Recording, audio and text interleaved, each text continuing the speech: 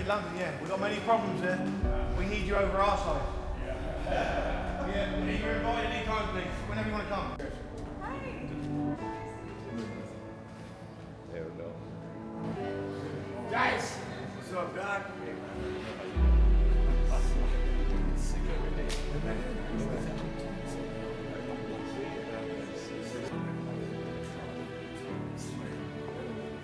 So we are in not a political dilemma, we are in a moral dilemma.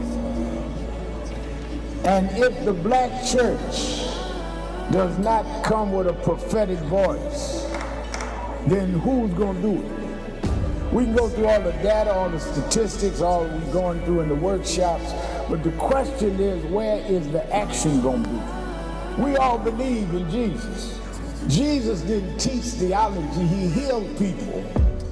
And they learned the nature of the theology based on his healing. We got to heal this nation. And if we heal this nation, the nation will return to our churches. But we've become silent and compromised. And we try to blame it on, I'm not in this. You are in this. You live it, your members live it. Unemployment now is higher now than it's been since the pandemic. Yet we survive. Yes, sir. There's no history in the world of any people that went through the kind of psychological, cultural, and physical slavery like blacks did in America. The only reason we're still here is because of our faith. We had no external strength, we had an internal strength. And it was the God that we were taught by our mamas and grandmamas that brought us through. And I don't care who's sitting in the White House, we cannot betray the God that brought us through.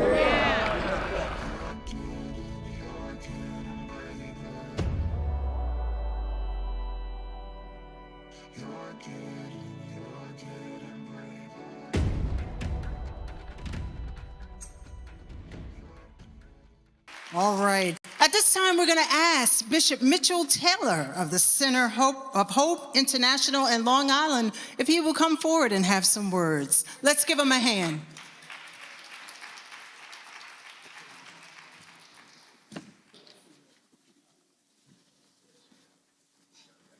Good morning, family. I'm representing today, I am Bishop Mitchell Taylor, the senior pastor of the Center of Hope International in Long Island City. But today, I'm in my capacity as the CEO of Urban Upbound, an organization that was created 22 years ago to break cycles of poverty in public housing neighborhoods. And just before I go into my very brief presentation, Urban Upbound was established to break cycles of poverty in public housing neighborhoods. I grew up in Queensbridge. Any Queensbridge folks here today? Okay, at least Rodney's here, Mayor Rodney's here. And so both of us growing up in Queensbridge houses have experienced initiatives. Women's History Month. Do you know what time it is? It's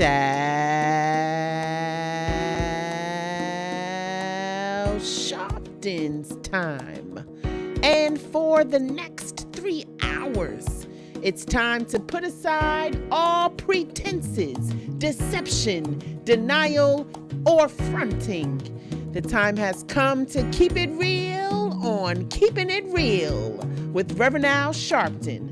A very good afternoon to all of you across the country, and good morning to our West Coast listeners.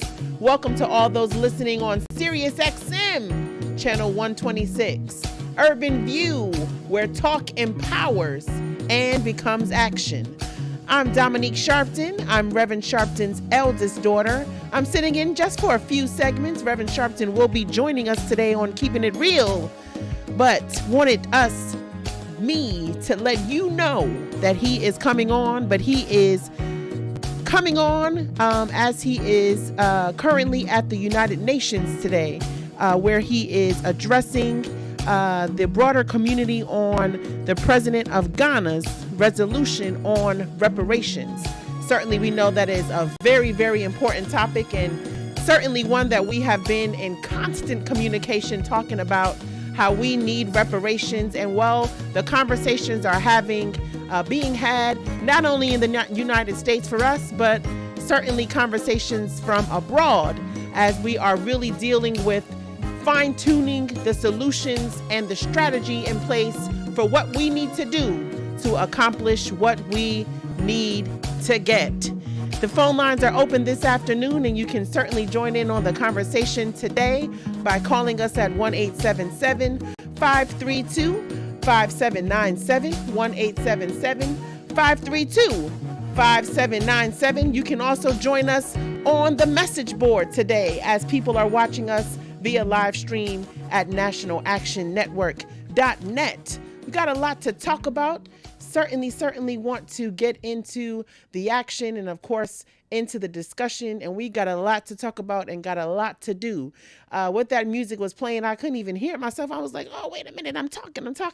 But to give that number again, you can join the conversation today by calling us at 1-877-532-5797, 1-877-532-5797. Way to get us in the mood to open up Keeping It Real on this Tuesday afternoon. For some of you just waking up, it's Tuesday morning, and we are certainly in the action. Want to talk about a few things. Certainly, as I mentioned, Reverend Sharpton is on his way coming to Keeping It Real today from the United Nations, where he is at the UN today in New York discussing policy around the president of Ghana in Africa. And that conversation around reparations. And certainly it's one that we are very interested about in terms of how we are dealing with not only policy, but in relationships, as we know that building relationships, certainly with those leaders from the motherland, is certainly one that we need to continue to strengthen. And so the president of Ghana, Reverend Sharpton, is at the United Nations as they are discussing reparations and what that looks like for Black and brown people that look like us all over the world. And so certainly want to and excited to hear about all that's going on over there at the UN today. But I'm sitting in the hot seat, want to start talking about a few things, topics of discussion for today in news.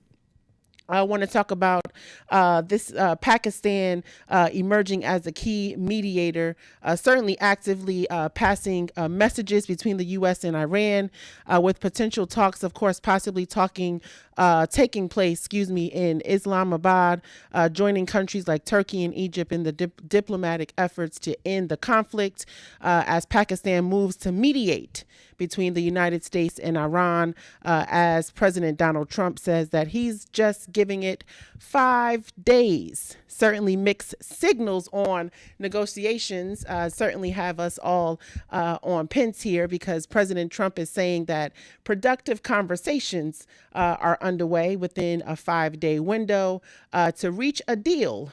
And while Iranian officials publicly deny the direct negotiations, but acknowledge receiving U.S. messages through intermediaries. Now, high stakes are driving this diplomacy. The war has killed now over 2,000 people, have displaced millions of people, and also Iran's shutdown of the Strait of Hormuz is disrupting global oil supply. So we seeing and feeling this all over the country here in America for sure, and certainly adding urgency for the de-escalation and a possible diplomatic resolution. But to us, it's like, we're seeing the splurge in oil prices and in oil accessibility and access. And certainly we are feeling that. So a lot of the conversation, of course, has been about de-escalating, but we definitely want to know when the resolution is taking place, where the final resolve is happening. Why is it that we are still in these negotiations? And certainly, as we are talking that, good afternoon to the message board. I see y'all are lit up already, lighting up, and certainly want to definitely continue that. But as we are talking about this, certainly, and today, we're asking, who really holds the power? And in this moment, who is being protected? So whether it's global conflict or political compromise or really justice delayed for many decades, if we're talking about it here. We're keeping it real, certainly, about what accountability actually looks like. But in this instance, this is not just about foreign policy, ladies and gentlemen. And so it really does hit people's pockets. It hits our safety.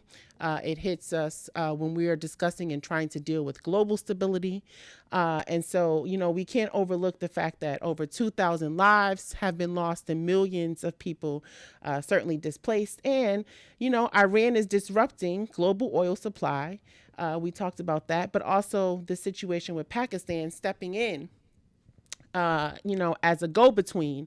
And of course, Donald Trump saying that we've only got 5 days to figure this out. So this is about literally who controls the narrative versus who controls the outcome.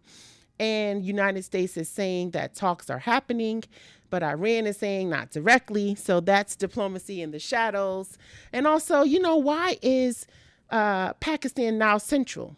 We want to talk about that because it shows now how non-superpowers are stepping into leadership roles when global trust is literally fractured. So my question to you, do you trust what we're being told about the conflict? Certainly, I, want to definitely continue having these dialogues and conversations is very important. But, it's like, who do we trust? Who do we trust these days in terms of how we are getting information, how information is being spread and disseminated to our communities, to our people, and how, how close are we to the resolution of these things? But also, should the United States, in all seriousness, be negotiating more aggressively or stepping back? And how much, right? Should everyday Americans, in this case, care about these conflicts that feel so far away, but seriously affect gas prices and safety and so many other things? Taking your calls across the country, got a lot to talk about. Want to talk about that as well. 1-877-532-5797. And certainly as we are in this discussion, make sure as y'all are tuning in today to Keeping It Real that you go to the website and make sure you register for National Action Network's National Convention.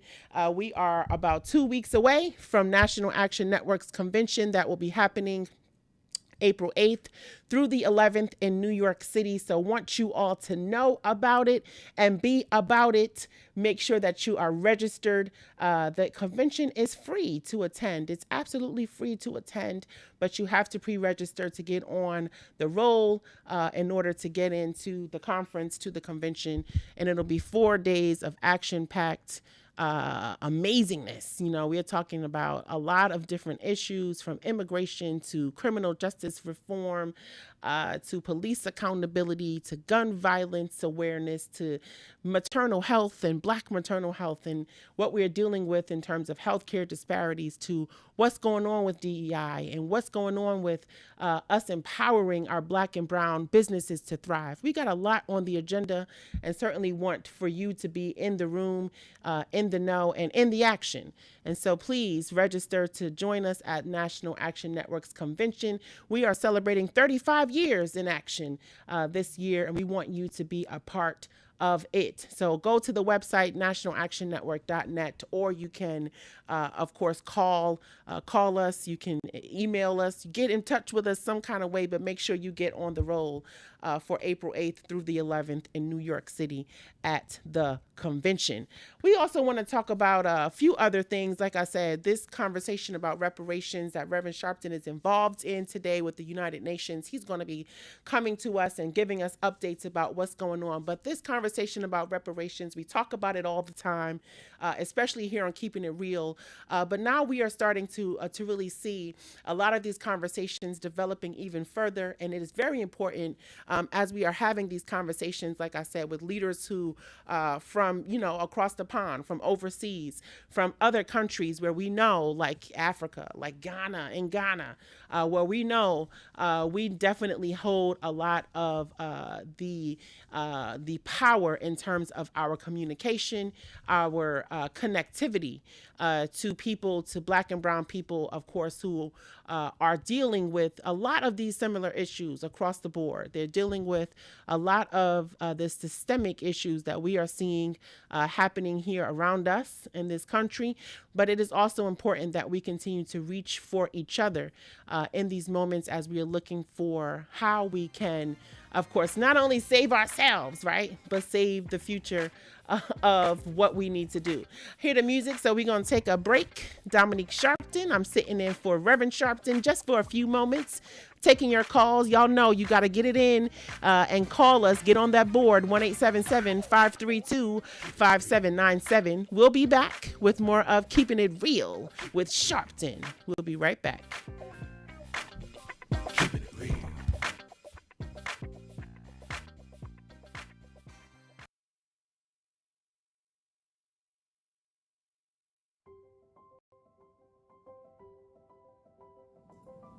Hi, it's Reverend Al Sharpton, President and founder of National Action Network.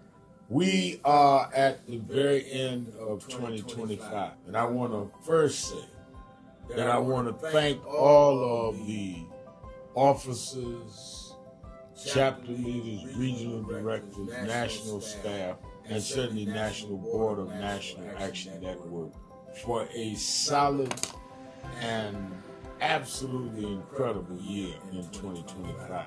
Despite the fact that we are under assault, voting rights, diversity, equity, and inclusion, the battles globally where we're seeing Nigeria and Venezuela attacked, and on and on and on. We have been steadfast as an activist organization in the tradition of Dr. King. We started the year with a national call that thousands responded to, and we were in Washington on our side of town while Trump was being inaugurated on the other side of town. And we made a pledge. We told people to lift their hand and make the pledge, and we kept that pledge to work all year to keep the dream alive. And that led into when Trump went after DEI, we supported some that were boycotting, and we started boycotting, something that had never happened. We said we're going to go buy from those that have committed to keep DEI, and went in several cities around Costco's and Sharpton. We've now bought stock in other companies. We're going to shareholder meeting and demand they continue DEI. We've had a sensational National Action Network convention covering the span of activity, from political empowerment to education, to how we deal with the Black church, how we deal with Black women development that has to deal with both discrimination based on gender and race. And of course, we came to Wall Street by the thousands and marched in late summer on the anniversary of the March on Washington. And people thought you could not get people out, and they came from all over the country. And we marched on Wall Street and had an enormous turnout. The only mass Black march, Black-led march this year.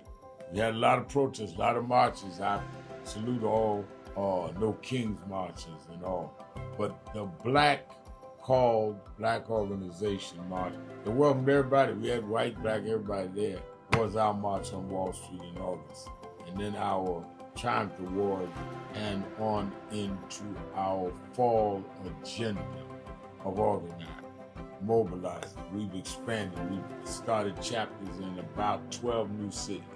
So I am proud of what we've done this year, but it's only the beginning, because our very rights are under attack, and they're not even being quiet about it. They want to revoke the Voting Rights Act. Section 2 may fall with this bill. They want to end the Civil Rights Act of 64. That's what the end of DEI is about. So let us be more alert and active than ever. History will decide whether the civil rights gains of the 50s and 60s died in the 2020s. That's on your watch and mine. So if we've got to march, we have to protest, we have to lobby, we have to rally, whatever we need to do, we need to put our shoulder to the wheel more than ever. I'm gonna lay out a plan on King Day, both in Harlem at our annual event and in Washington at our annual Martin Luther King Day breakfast that we do in D.C. We do two cities that day. And then, of course, all roads lead to New York to pay for our convention. We had, as I said, the largest attendance convention last year. In 2025, it needs to be more this year because our very existence is at stake. We also are closing our negotiations on a new headquarters, our national headquarters that befit our mission. I'm so excited about it, but I can't give you details. We're just about ready to sign the contract, but it will be something that will last longer than many of our lifetimes. So we came alive in 25, despite a hostile administration, despite the fact that a lot of people were intimidated and spooked into silence. We came alive in 25. Now we have to straighten out tricks in 26. I need you, we need each other. Let's do this. All these tricks, don't forget, Trump only won by 1.5%. He is trying to act like he has a mandate. No, he has a mission, Project 2025. We have the mandate that we can't let them undo what has been done. And we must even go further for the empowerment of all people. Happy New Year. And be focused. Hello, New Orleans. Let me tell you straight, they did not think we could come and be here tonight. They cut budgets and advertising, but one black man, Rich Newton, said, I don't care, my families come together every 4th of July weekend, and Essence will happen, because that's who we are.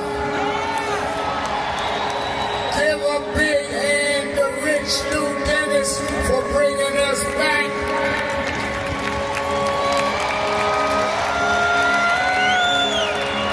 Why do we come? Because the essence of who we are is essential to what made this nation. We built this nation. We made this nation. We created the essential dollars that this nation lives off of. We don't care what bill they pass. We will not back up. We will not back down. We will not give in. We will not be chased out. We don't care who's in the White House. We will organize our house by house.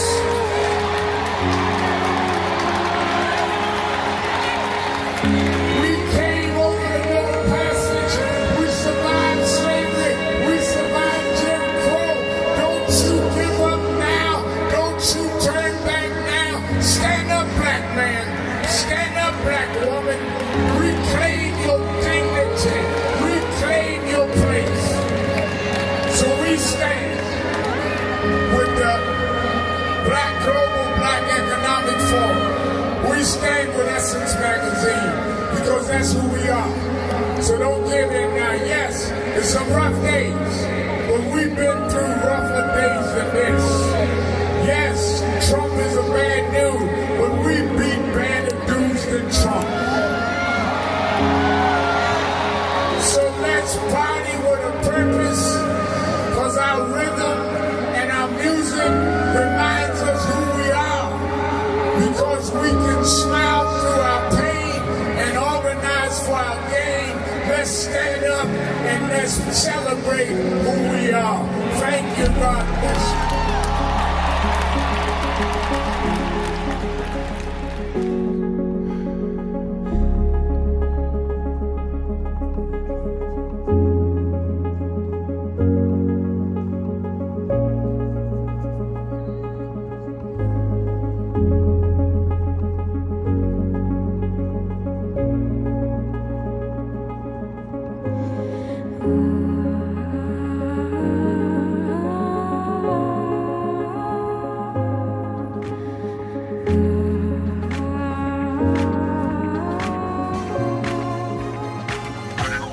You're live. Keeping it real. Keeping it real. I'm Dominique Sharpton, Reverend Sharpton's eldest daughter. I'm sitting in just for a few segments. Rev will be joining us momentarily, but he's involved in a very important conversation today at the United Nations talking about reparations. And so, we're going to let Rev have his time there. This is a critical conversation to have. So, Rev, take your time talking about reparations. Let's have a good conversation and really discuss some of the outcomes that's coming out of what's happening at the UN today as Reverend Sharpton is joining the president of Ghana and so many world leaders at the United Nations. I'm sitting in the hot seat taking your calls across the country. Certainly, you can join in on the conversation today by calling us at 1-877-532-5797, 1-877-532-5797, or you can join us on the message board. We've got a lot of folks that are chiming in on the conversation, giving their comments on the message board who are watching us via live stream at nationalactionnetwork.net. So we were talking, got a lot to deal with and talk about, and certainly before the break, I was talking about, of course, what's happening with, the president saying we got 5 days to figure out what's going on with all this conflict that's happening. Meanwhile, our gas prices are surging and our safety's being, put at risk, and so many things are happening around us.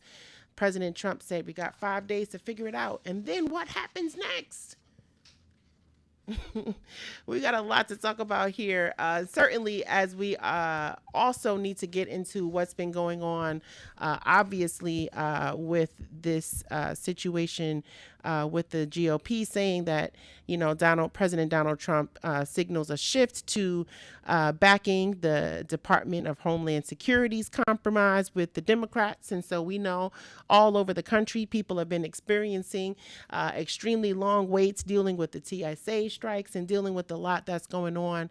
And so it is affecting American people's everyday lives. It is affecting our livelihood. It is affecting us in a great way. And so the question also becomes, who's being held accountable for all this? It's like, while we are at the brunt of dealing with the ramifications of what's happening with all these deals and meetings and things and negotiations and things that need to be taking place, we are at the brunt of dealing with the ramifications of what's happening with these dealings. So we need to definitely, put our feet to the fire here and come towards, what's happening, what's going on in America. We've got to figure this out. 1-877-532-5797. I see folks holding on that want to chime in on the conversation. So let's get right to it. I see Demetrius is holding on, listening to us from Cleveland. Demetrius, you're keeping it real. Good afternoon, sir.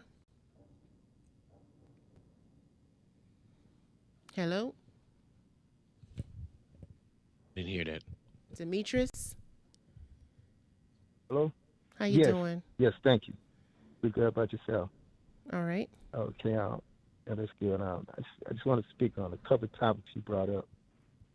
I believe, that we do have to have different media where we get information from, not just from one place. Because nowadays, especially in the United States, you have some media that's leaning toward either left or right. You have stations like Fox News. It's obvious they bias to the Republican Party, especially the right-wing conservatives. So if someone just watches their news, potentially they're only going to get one view of politics and not get the full picture, even though there may be facts that prove that they're wrong. Because some of their reporters, when they interview different congressmen and senators, they always defend the Republican Party or they defend Donald Trump. And not just Fox News. You can have even some of the radio stations. They defend the far right. That's saying the far right is wrong all the time, but when it comes to discriminate against people's rights, it comes to environment, when it comes to global warming, and when it comes to segregation, their job is to report the news on a fair basis. And also the left influence stations as well. The media is meant to report the news freely. That's why in the Constitution it says a free press, in the United States. Mm-hmm. It's supposed to report the news freely, not leaning towards the left or right. But it seems like, by the press is being controlled by the big businesses, the millionaires, where the millionaires feel, what they believe. That's how the reporters report. Mm-hmm. They should be held accountable by the the FCC, and make sure they report the news, fairly, not just leaning to the left or right, and not just be pro-American in all the news.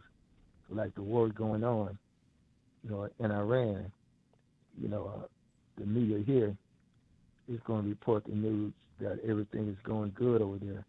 Whether you get sources from Europe, who are covering the war in Iran, or Asia, or the Middle East, they have a whole different outlook. Mm-hmm. Like you said, when it comes to Donald Trump saying now he's planning on meeting, with some of the Iranian government officials. If a person get their sources from outside the United States, Iran said they're not meeting at all with Donald Trump. Mm-hmm. So that shows that there's something that's inconsistent, but the American media is really bent on saying that Donald Trump is talking with Iranian officials. But the media outside the United States, they're not saying that at all. Mm-hmm. And I believe if it is some type of meeting, it's being held in Pakistan, I believe Pakistan is essential, by Pakistan may have some allegiance with Iran since it's right next door to Iran, and Pakistan does possess nuclear weapons. So the United States was to put troops in, say, in the Strait of Hormuz or in Iran, that may pull Pakistan into the conflict. So their government might be trying to avoid getting involved. Yeah. If cut off any type of invasion of Iran, because they don't want to get involved. If they get involved, it really be a real serious conflict. Might draw other nuclear countries involved, but mainly, see, Pakistan does have a lot of power behind them. And also, when it comes to, we say whether or not the people have the power, who really possess the power. The people does have the power in the United States and other nations around the world. Because a lot of politicians underestimate people power when it comes to the vote here in the United States. Mm-hmm. People have the power. That's why this administration want to take away the vote from the citizens, especially African Americans. Because we do have the power on the polls. We have the powers if we protest. We have the power with our money. We don't support certain businesses. Mm-hmm. We have the power to influence Congress, and city council, just like other groups do, and also in their lobby, with their money. You have the gun lobby. You have different other lobbies. You have the Israeli lobby, is influence the American government and other countries as well. So the people have the power. They just have to use, the power that they have available to them, and they be aware of it, and take advantage of what they can do to influence the government and to make sure that they get the resources that the government's supposed to provide for them. Because when you don't know you have the power, and other people, they have it, they're going to take advantage of what the government can provide for them. Well, what people don't know, they're going to be the ones who left out, because the other group going to be grabbing for what they can get. For the people who don't vote, the people who don't come together economically, who don't put away their grievances and unite for the right thing, they just fight among themselves. They can always get the crumbs. They don't get anything at all because other people groups can look for themselves. That's right. So people have to unite and put away petty grievances and come together for the right reason. All right, thank you. All right, thank you, Brother Demetrius. Always good hearing from you. We're going to take a break. Dominique Sharpton sitting in for Reverend Sharpton, taking your calls. 1-877-532-5797, 1-877-532-5797. We'll be back with more of Keeping It Real with Sharpton. We'll be right back. Keep it real. All right. At this time, we're going to ask Bishop Mitchell Taylor of the Center of Hope International in Long Island if he will come forward and have some words. Let's give him a hand.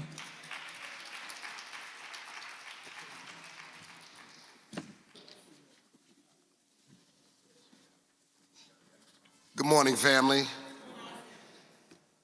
I'm representing today, I am Bishop Mitchell Taylor, the senior pastor of the Center of Hope International in Long Island City. But today, I'm in my capacity as the CEO of Urban Upbound, an organization that was created 22 years ago to break cycles of poverty in public housing neighborhoods. And just before I go into my very brief presentation, Urban Upbound was established to break cycles of poverty in public housing neighborhoods. I grew up in Queensbridge. Any Queensbridge folks here today? Okay, at least Rodney's here, Mayor Rodney's here. And so both of us growing up in Queensbridge houses have experienced initiatives and programs that are parachuted into the development to allegedly save us and build us, but they were just fleeting moments of time. And I decided that it was now time for us to create something for ourselves from the inside out and from the bottom up. So 22 years ago, yeah, it's a great place to clap. 22 years ago, we began organizing all the social networks that exist in public housing neighborhoods, your religious leaders, your resident leaders, your elected officials, other nonprofits. And we said, how could we give people not a hand out, but a hand up and a foot in the door? And we did surveys, about 4,000 or 5,000 surveys in Northwestern Queens, and we came up with 7 program areas that we developed over the last 22 years. Business innovation, helping small businesses on the ground scale and get financed. Career development, placing folks in jobs. We do about 2,000 placements every year. One-on-one financial counseling. Bill Clinton said rich people have financial planners, but poor people actually need them. And then college access and vocational training for our young people, getting them through high school and to that post-secondary step. And then my dad said, you'll never be able to make sustainable change unless you own money. I said, what you talking about, Willis? And he said, open up your own bank. And so 16 years ago we did, and we have 2 branches, the Urban Upbound Federal Credit Union. We have a personal banking branch on 40th Avenue, right across the street from Queensbridge houses. And then we have a business branch. On Steinway Street in Astoria. And finally, the Urban Upbound Mental Health Department. But today, what I'm here to talk about is our first program that we launched 22 years ago, which was free professional tax prep. And the first year we did this in 2005, we did 81 returns, and we got $253,000 back into the hands of those 81 individuals. I thought we saved the world. We did a New York One interview. We had an article in the Post and the Daily News. I thought we saved the world. But now, today, I am proud to report that we are $850 million in cumulative returns over the last 22 years. And we're the largest #1 tax preparer in the state of New York and ranked #3 in the country. And so we do individual taxes for individuals, and if you make under $100,000 a year, we can do your family taxes. If you're an individual, single, making under $60,000 a year, we can do your taxes. If you own your own business and you make under you have an expense of under $300,000 in your small business, we can do your taxes for free. And I did fail to recognize our leader on this morning, the Reverend Dr. Al Sharpton. Let's give him a big hand. And I did see my sister slip in, Dr. Jennifer Jones Austin. Give her a big hand on today, and all the officials here at the National Network. All right, I have flyers. If you'd like to get your taxes done, we have locations here in Harlem. Take the flyer, scan the barcode, and you'll find at least 6 or 7 locations here in East and Central Harlem. Thank you so much for your time.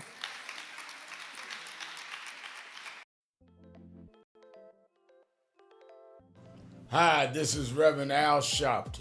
We are in critical times. Healthcare premiums are going up, oil and gas going up, all kinds of things that are costing us what we are comfortable to or what we were getting by.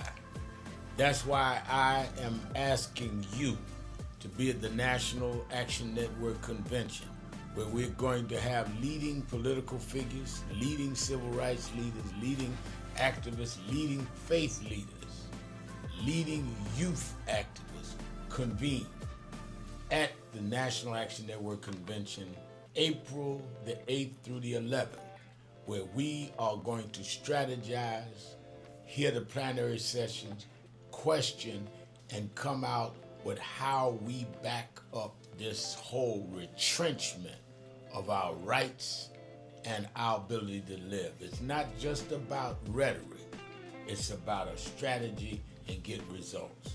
That's why we in National Action Network have always been on the front line, and we need you with us more now than ever. To register, all of our sessions are free. All of our sessions are free. To register, go to www.nationalactionnetwork.net or call the toll-free number 1-877-626-4651. Don't worry about how tough they are. Worry about how tough we must become. We never had a victory without a fight. It's time to strategize and fight back.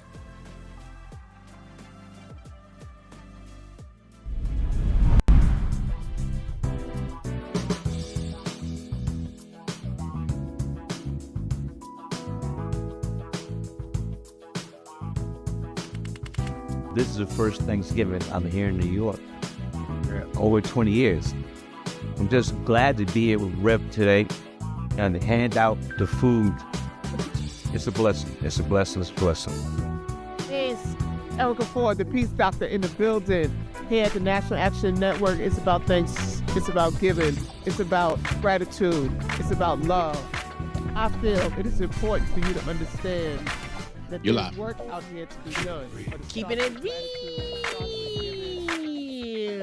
Keeping it real. I'm Dominique Sharpton, Reverend Sharpton's daughter, sitting in for Rev. Rev is joining us momentarily, but you can join us now. Call us 1-877-532-5797, 1-877-532-5797. You can join the conversation and the discussion right now.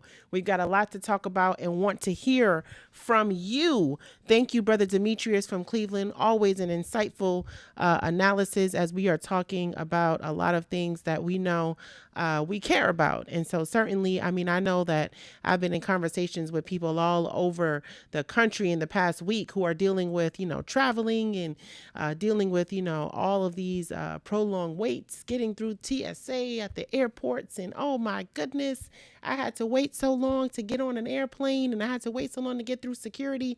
But the question is, of course, I mean, don't we want to be safe? I feel like our safety, really here, we're dealing with a lot of safety concerns. We're dealing with, people having the right to fight for what they believe in, to stand for what's right. And so when you have all of this going on, at the top and you see, President Donald Trump is, he's saying one thing here and then he's saying another thing the next day. And then you got got the Senate that's not back. It's just a lot going on. And so, unfortunately, at the expense of the American people and at the brunt of the American people, having to deal with, being inconvenienced in many different ways.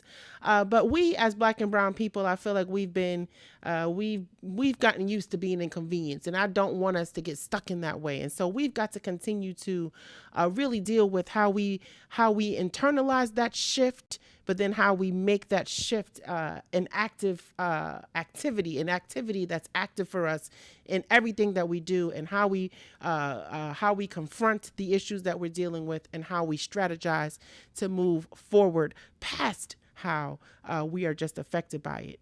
We need to be about the change. And so this is why we are convening every day. This is why we are keeping it real on these airwaves. This is why we continue to convene in our rallies, and convene with our demonstrations, and convene with our boycotts, and convene with everything we know to keep not only a peaceful disposition about how we deal with the ramifications of how these issues are unfolding on us, but how we deal with getting closer to the solution. And that's where voting comes in. And that's where a lot of these activities that we know we need to do and participate in, that's where it comes in. And so you can do your part, I can do my part, we can all collectively do our parts, and then we can also be about the change that we want to see by being involved and staying active and continuing this important dialogue. So call in, write your comments. Let's talk about how we can impact each other, and we can encourage and uplift each other. And let's do that right now. Let's go to Mark, listening to us on line 2. Mark is listening to us from Baltimore, Maryland. Mark, you're keeping it real. Good afternoon. Hey, good afternoon, Dominique. Mark Cannon, Mark C on the radio. I met you when the inauguration. I was there with Senator Young. Oh, that means I was cold that day, huh? Yeah, I actually co-host with him here in Baltimore. His show right Monday now. Morning, so, yeah. But Dominique, I mean, this is really, I mean, it's just so important. I'm a veteran. My brother, 49 years old, died from Agent Orange-related cancer at 49 years old. This is a 5-time Staff Sergeant Coward. Who was his first Secretary of State, called him a moron, never took it back. 4-star general called him an idiot, never took it back. And then we had the nerve, 78 million people put him in there again. And like Eddie Joy said, they have to ask themselves why. Why? But people are dying. Every time this man get in here, people are die for no reason. So, he really do need to be Article 25. Except him, the vice president who called him Hitler before he wanted to be vice president. They had a reporter on a call way before this happened that put troops in harm's way back then. So I think the only one that know what they're doing is Marco Rubio, who doesn't have a backbone, but we can work with him. Let's get the rest of them out of there. But what I want to say is, what would Reverend Al tell us to say if we call D.C. 202-224-3121 and talk and leave a message for one of our representatives? What should we say? Leave a message? You mean for our Senate, calling our senators? What should we be focused on? Other than the midterms right now, and how can we, get them out of there or something? What can we do? Well, I mean, we want this the shutdown. Right now we in a shutdown, so it's like, how can we get out of this? Can we get out of this first? Okay. And I think that is. I mean, that's really what's causing for us in the immediate situation. Americans are really crippled because of this shutdown. And so is there a way forward? Is there a solution out of this without, having to go through many more days of Americans, being penalized because we're here, and that's literally what's happening. We're here. And so we're getting penalized, with our pockets, the pockets that we, that are already diminishing because of what's happening around us. So our pockets are already diminishing. And then they're going to put, all of this, these other things on top of that because of what's happening with the shutdown. So I feel like, that is the immediate concern that we need to see a path forward. That's right. We need to see a path forward and a way out of this. And we need to put the pressure on that path forward.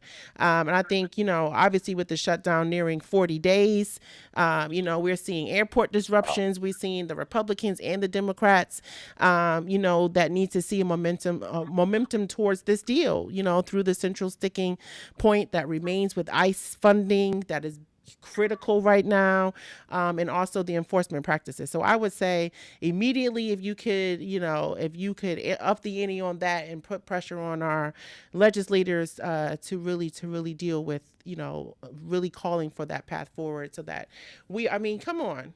Easter weekend is coming up next weekend. People are going to be traveling.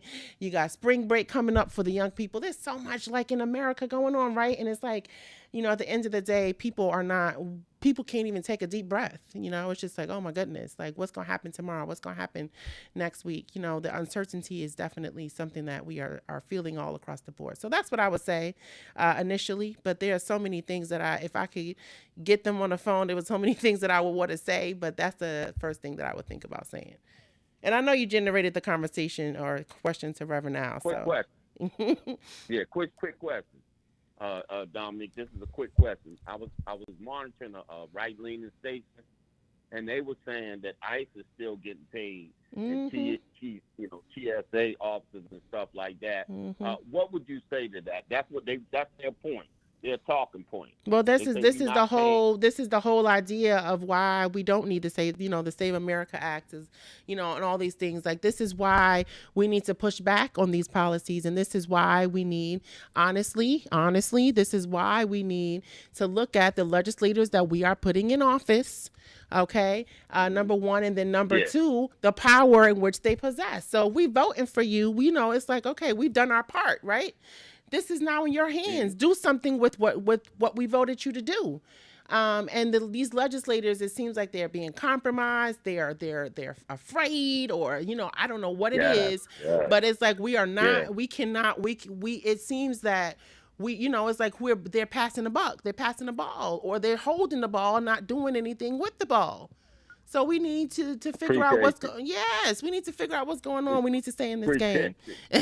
Come on, Mark. Thank you so much. Thank you for your comment. Thank you for your call. The message board. I agree. I don't know who was saying that, but yes, I do want to mention that the No Kings protest is.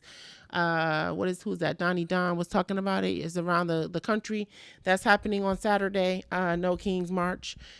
So they're happening all across the country, obviously, on Saturday. Thank you for mentioning that. I hear the music, so we're going to take another break. Dominique Sharpton Rev will be joining us momentarily, but you can join us in conversation. Call us 1-877-532-5797, 1-877-532-5797. We'll be back with more of Keeping It Real with Sharpton. We'll be right back.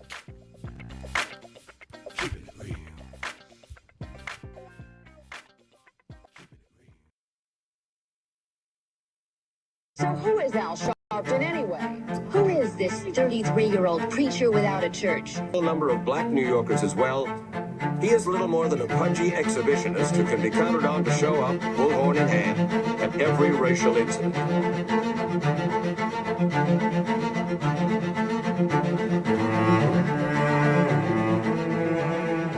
I often quote Mark Twain saying, "The two most important moments in life is the moment you are born and the moment you find out why you were born."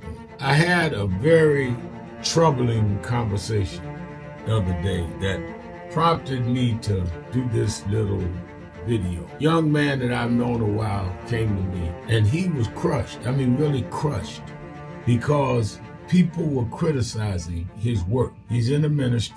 but he's also an actor. And he said he couldn't understand why people were jumping all over, criticizing him, trying to find scandalous and derogatory things about him. And I told him, I said, you know, you very young.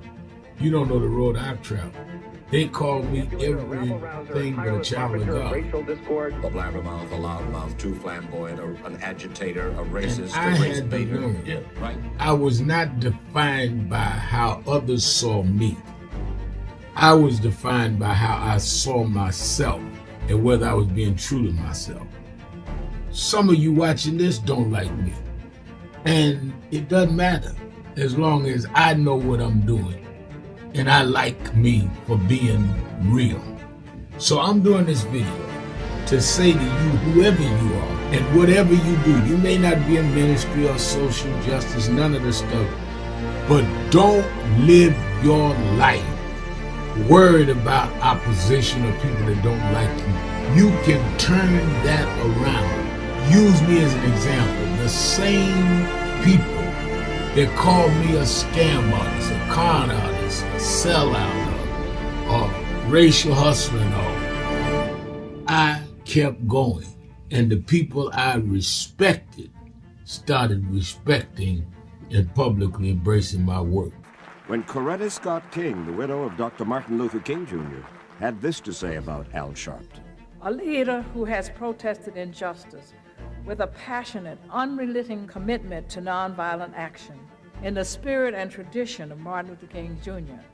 And I am talking about your leader, our leader, the Reverend Al Sharpton. The other thing that hasn't changed is the National Action Network's commitment to fight injustice and inequality here in New York City and across America. And that's not only a testament to Reverend Sharpton, it's a testament to all of you who are here tonight. First and foremost, to Reverend Sharpton.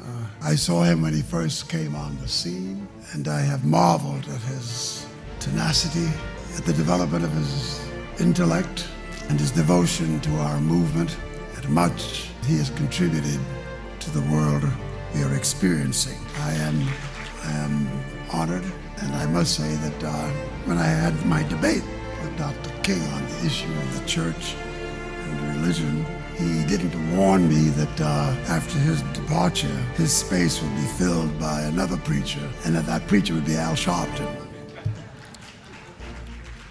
All you want in life is people that matter to you to say you did all right. And more important, that you can look in the mirror and say you did all right. Thank you, Rev. Thanks for that introduction. Look, we've known each other for a long time. I'm grateful not only for your leadership and partnership, but quite frankly, more importantly, for your friendship. And thanks to all of you, members of our nation's most important civil rights organization. You have been, over all of your years, such an extraordinary leader. You are a voice of truth, a voice of conscience, a voice of practicality around what we must address and what we can do. And I thank you so much for your friendship. I remember that most of the youth around Al's age, he was about 12, wanted to be like Connie Hawkins, a great basketball player, legend, or Earl the Pearl, or Clyde Frazier. Al wanted to be like Adam Powell, a powerful preacher with a social justice gospel. He was very close to, at that time, the Reverend William Augustus Jones, powerful preacher and social justice advocate, and Reverend Gardner Taylor, who stayed right down the street, and Bishop Washington, whose church he came from, and Reverend Sandy Ray. He wanted to be like these giant preachers. He wanted them to have the edge, however, of the King's social justice dimension. He wanted to be like them, now he's one of them. Perhaps taller than most of them because of the risks he has taken and the reward God has given him with his gift. I remember so well that I first escorted him to jail. He was around 13 years old, with the jail fighting the ANP. He was in the lineage of our struggle. He grew up in it. We didn't just see him on TV one night. He didn't happen. He came bottom up, not top down.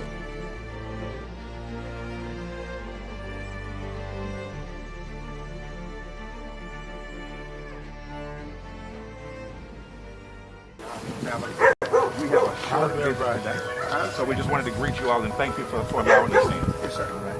Yeah, we was here. They were on the plantation. Our family was on the plantation. Wow. And that's, of course, that's the slave house. That's one of the slave houses. Sir, it's been 13 years. That's right. Good to How see you been? Doing fine.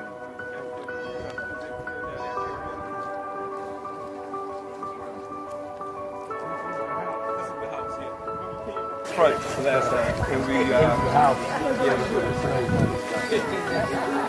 Alexander Sharpton.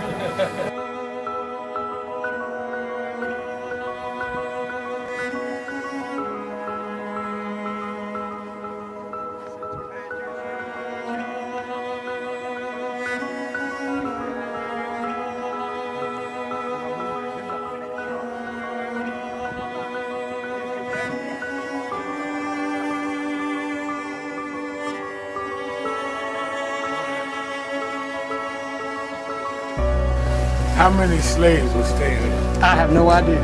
This is where they would have the slave. Yeah, that's when exactly. That was exactly.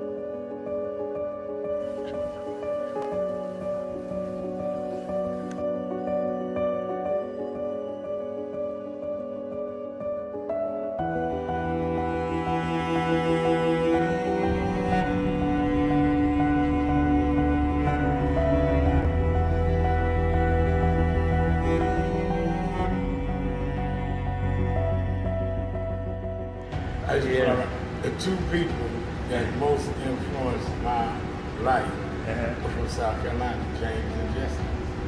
Jesse right up the road with me. I went over his mother's funeral. Jesse walked me to my mother's casket. Wow. South Carolina. That's the balance of my life, James and Jesse. Yeah. Civil rights, showbiz. But also where your people from too. Literally. Yeah, right. And where I knew Jesse was from James, I started bread. Yeah. And James had died before I knew about him in South Carolina. Oh, really? Yeah. James died December 25th. He died Christmas Day, 06. And they came to do the story for February of 07. They came in January. His daughter swear that was his daddy and helping pushing the information out. Wow. And I called Jesse and told him, do you know that my great-grandfather was a slave about 45, because Greenville right up to I-20. He said, I told you we was connected. That's why you gotta listen to me. But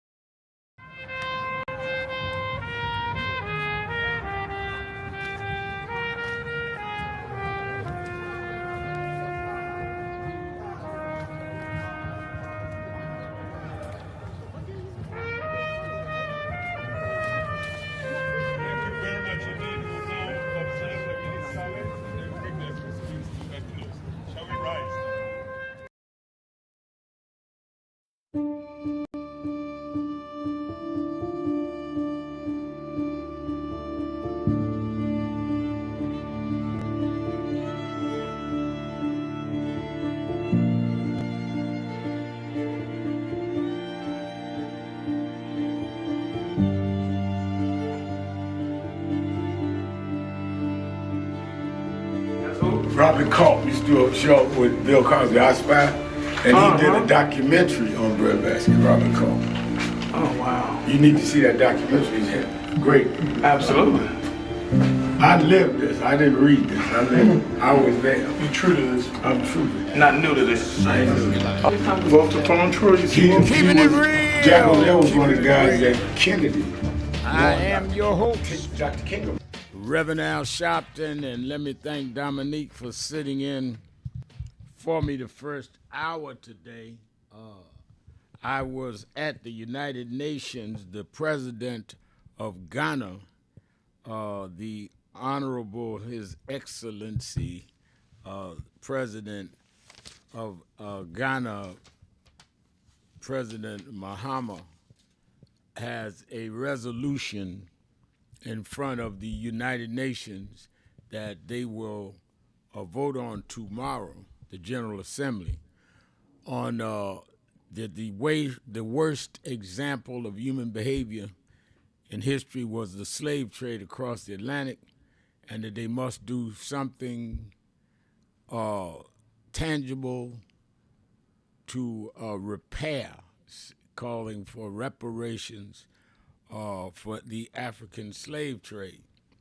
And he had Mayor Mamdani and I helped lay a reef. He wanted to lay a reef this morning at the African Burial Ground in New York. For you that don't know, the African Burial Ground was established years ago here when there were bones found of slaves. And they found some of the skeletons and bones of slaves, knowing that they were buried there. And the fact is that Wall Street in New York, Lower Manhattan, where it's the financial district where we marched thousands of people last year around, considered the financial capital of the world. Wall Street was the second largest port of slave trade. Charleston, South Carolina was the first. So then we went from there and went to the UN, where they had delegates from most of the nations and most of the nations in the world. And they had several of us, including Attorney Ben Crump and several of our professors. And then I closed with the keynote on why they should vote for this resolution. And one of the reasons I challenge them, you can't, because some countries, they're saying the United States is going to abstain. So one or two of the European countries going to abstain, of course, because they're guilty. And I said abstaining means you're against the resolution. You can't take and have it both ways. Either you are against chattel slavery, you're against the brutality that was done, or you're for it by abstaining or saying no. But from the head count that we saw today, there are enough countries that are going to vote for it. And once the resolution, and I know people are saying, well, what does resolution mean? Then they go into the World Court and try to prosecute. And it begins a step forward. Something that we tried to do when Biden was in, that Sheila Jackson Lee, the former Congresswoman, the late, great Sheila Jackson Lee, picked up the reins from John Conyers to get the Congress to do here. And we still must do it. Now, in the interim, we need to protect our voting rights. In the interim, we need to protect Affordable Care. In the interim, we need criminal justice reform. I'm preaching the funeral of a young man with a mental health issue, killed by police, shot 9 times. 9 times in Hartford, Connecticut. I'm doing it day after tomorrow. So I'm not saying that I disagree with those that are against reparations, and I disagree with those that say we don't need to talk about nothing but reparations. You need to have deal with all of these issues as we continue to fight for reparations. So that's why I was not here for the first hour. I guess I went a long way around. And again, I thank Dominique for sitting in for me. You that are on our live stream, they are already running some of the live stream of this morning and the activities. Let me say again, by way of announcements, don't forget Politics Nation with Al Sharpton. And we are looking for you to support the show. I try not to waste your time. We got the text, we get the data on Tuesdays of weekend shows, and you certainly supported us. Well over 1 million people listened or watched on the weekend. We need to keep that up, not only for ratings for the show, which keeps the show on, but to get the information out, because we deal with the issues, and I bring on the senators and the members of Congress, like Congresswoman Beatty and others, to really deal with what is really happening and what is not happening. And it is extremely interesting to me that a lot of us, I watch sometimes some of the other shows on other channels and all, and they're more into wanting performances. Let's get a good hot debate, rather than let's deal with, let's debate if there's something debatable, but make sure we get some debating about our issues. Don't act like, you got to be unmindful of the race question. I don't do that on my show. I don't play that. So watch Politics Nation with Al Sharpton live at 5 p.m. Eastern Time every Saturday and Sunday. And then, of course, if you're in the New York area or New Jersey or Connecticut on the weekend, or if you live here, meet me at the Saturday Action Rally. We are meeting every Saturday, have been for 35 years. Saturday Action Network Rally is an experience you don't want to miss. And we're there 9 to 11, temporarily at Mother AME Zion Church in Harlem. It's a historic church of Sojourner Truth and Frederick Douglass, and let's go. Paul Robeson was a member. We're doing it there as we prepare the new National Action Network headquarters that we close on it by the convention, announce it at the convention, and be ready to go in the next couple of weeks. It'll be our own building that we will own, so you're going to hear me talk a lot about it. I'm not supposed to be saying anything till it closes, but I'm so excited about it, I can't help but keep bringing it up because it is important. I always tell the board members of National Action Network that one of the things that troubles me is I remember when I was very young, I was about 10 years old, and I had started, for whatever reason, reading a lot of books. Well, I know the reason. My father left. We had moved from one environment to another. We in the projects. I didn't really play with the kids, so I started reading about Marcus Garvey. And the reason I read about Marcus Garvey is I read and admired Adam Clayton Powell, who I'd gotten to meet, and he said his hero was Marcus Garvey, so it made me read Garvey. And when I was about 10 years old, going to be 11, Bishop Washington, our pastor, brought me on a tour with him and several others where he was preaching in 5 Caribbean islands, and he had me do the preliminary preaching as the boy preaching. And so I grew up with an admiration for Garvey, admiration for Powell. And I can't bring my grandson, I only have one grandchild, and say that's the building Marcus Garvey was in. Because it's not a structure there that comes out of UNIA. They have some place there, but I'm talking about headquarters or other great figures. Well, I always said I want NAN to outlast me. I want us to own a building, redo it, and whoever succeeds me, keep going. Then I want to also have a civil rights museum in the North. They have a lot in the South, very few in the North, because they don't want to talk about Northern racism, because the Northern racists is the ones that own the media and own the entertainment world. So they're not going to tell on themselves. So I'm very excited about this. This is the first step in really the long term of making sure that we put a stamp there that our children's children will have. So, but we're temporarily at a historic site, and we'll be moving in there. And I'll announce, I'm sure, by convention time, the date we'll be in the new building. And the convention, we are filled to the brim, but you can register. I think we still have about 100 or so seats left. I have not checked. I just walked in the office and jumped on the radio. But go to nationalactionnetwork.net or call the toll-free number 1-877-626-4651, 1-877-626-4651.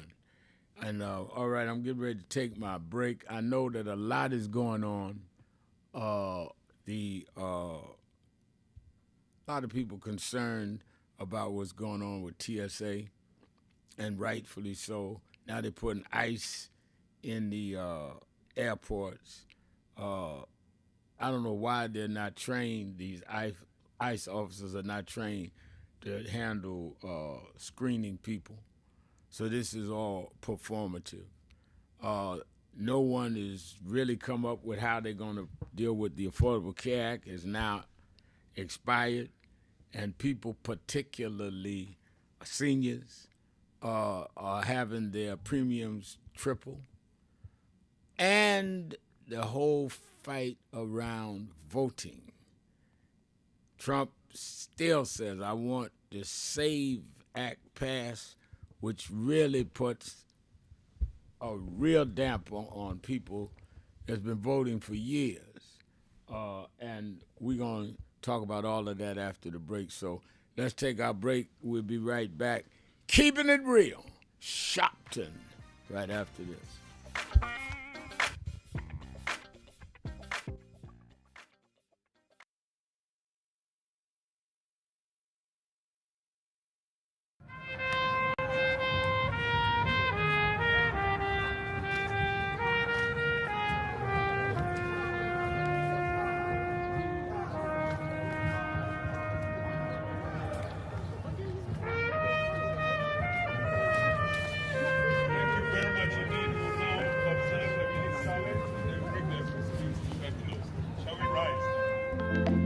National Action Network. Power in action. 35 years of justice, impact, and purpose.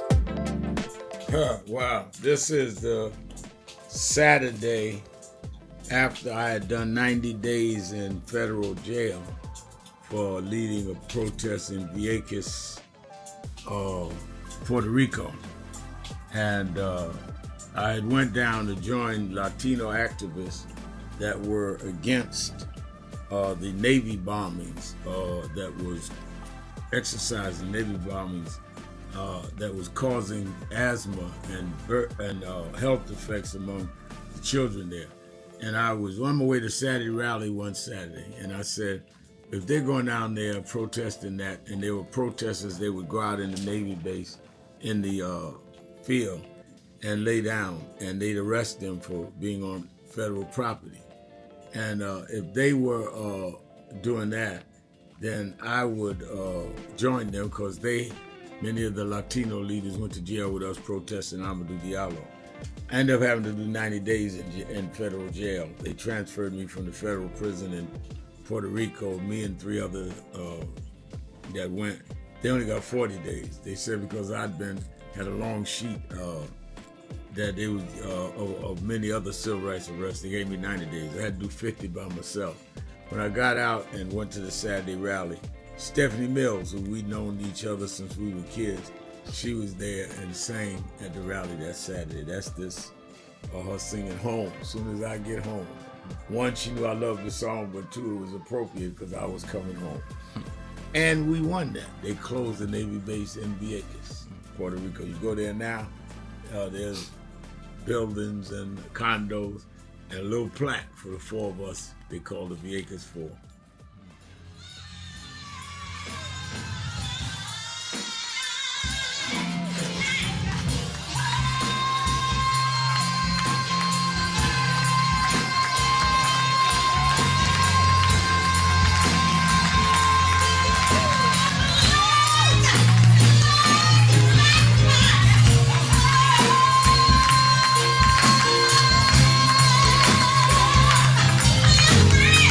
Smile.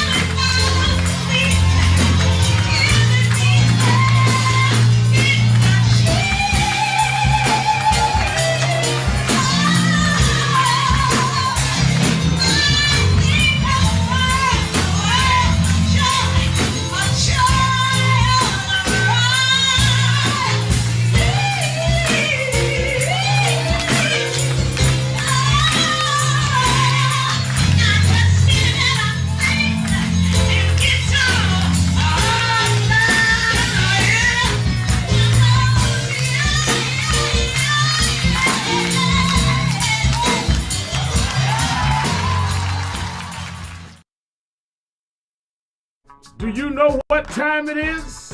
It's Al Sharpton time. It's time to put aside all pretenses, deception, denial, or fronting. The time has come to keep it real on Keeping It Real with Reverend Al Sharpton. You need to keep it real with Reverend Al Sharpton right here on Uber TV. Reverend Al Sharpton, and we're back. 1-877-532-5797. 1-877-532-5797. Let's go back to the phone. Attorney Jennifer Jones Austin is. You know, every day, Monday through Friday, I do 3 hours a day on Keeping It Real with Reverend Al Sharpton. I do 1 hour on Sunday mornings with Reverend Al Sharpton. And I'm live on radio and TV with the Saturday Action Rally. 7 days a week, I talk to our people, hear from them, to call in. I'm sick and tired of people talking for people that they don't talk to. So go on www.nationalactionnetwork.net. Listen to my show, call in, express your opinion. You don't have to agree with me. But let's start talking to each other rather than about each other and lecturing at each other. Let's keep it real with Sharpton. Happy 20th anniversary to Reverend Al Sharpton on 20 years of Keeping It Real. 2 decades of truth-telling, fearless advocacy, and keeping the people informed and empowered. Thank you for always speaking power to justice and standing firm for what's right. Here's to 20 years of impact and many more to come.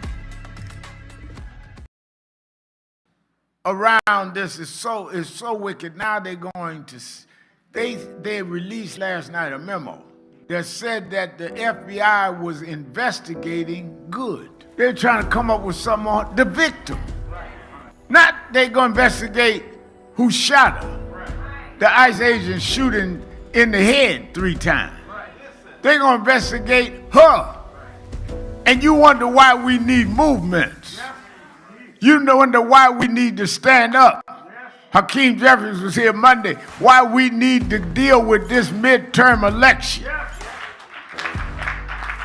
Well, Reverend, I get calls on my radio show every day. Well, I don't see where voting changed something. All right, let me tell you where, if they lose the Congress this year, where it changes.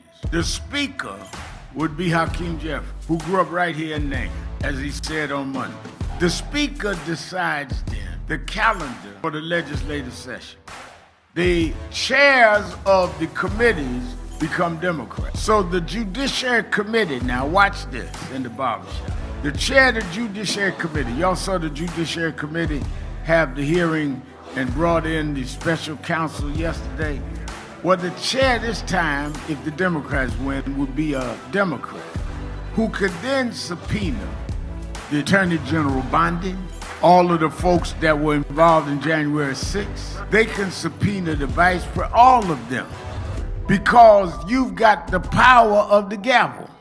Wonder why nobody has asked Pence how he felt running for his life January 6th. Well, if you get the Judiciary Committee, you can subpoena Pence. This is a defining moment. As our world faces urgent challenges, the movement comes together. National Action Network's 35th anniversary and convention, April 8th through the 11th. Leaders, activists, and community voices united for justice and change. The moment is now. Be in the room. King, Dr. Richardson, most of all, let me thank Reverend Al Sharpton for bringing us all here together today. The Urban Action Network, I am proud to be a candidate for the presidency of the United States of America. But I am mindful that I wouldn't be here if it had not been for Reverend Al Sharpton running for president, and Carol Moseley Brown running for president, and Jesse Jackson running for president, and Shirley Chisholm running for president. They paved the way, and I stand on their shoulders. when Coretta Scott King, the widow of Dr. Martin Luther King Jr., had this to say about Al Sharpton. A leader who has protested injustice with a passionate, unrelenting commitment to nonviolent action in the spirit and tradition of Martin Luther King Jr. And I am talking about your leader, our leader, the Reverend Al Sharpton. I celebrate the day you were born. You have been, over all of your years, such an extraordinary leader. You are a voice of truth, a voice of conscience, a voice of practicality around what we must address and what we can do. Thank you, Rev. Thanks for that introduction. Look, we've known each other for a long time. I'm grateful not only for your leadership and partnership, Keeping it real. quite frankly, Keeping more it importantly, real. for your friendship. I'm your host, Reverend Al Sharpton. 1-877-532-5797. 1-877-532-5797. And let's go also to the message board at www.nationalactionnetwork.net. And one DRJCB is on the message board saying, I don't believe that John Thune has brought the ACA extension package passed in January by the House to a debate or vote in the Senate. Does anyone know what's happening with this? I think you're right. It's stuck between the Senate and the House, and I don't think they brought anything up. And it expired, and people are just talking about everything else.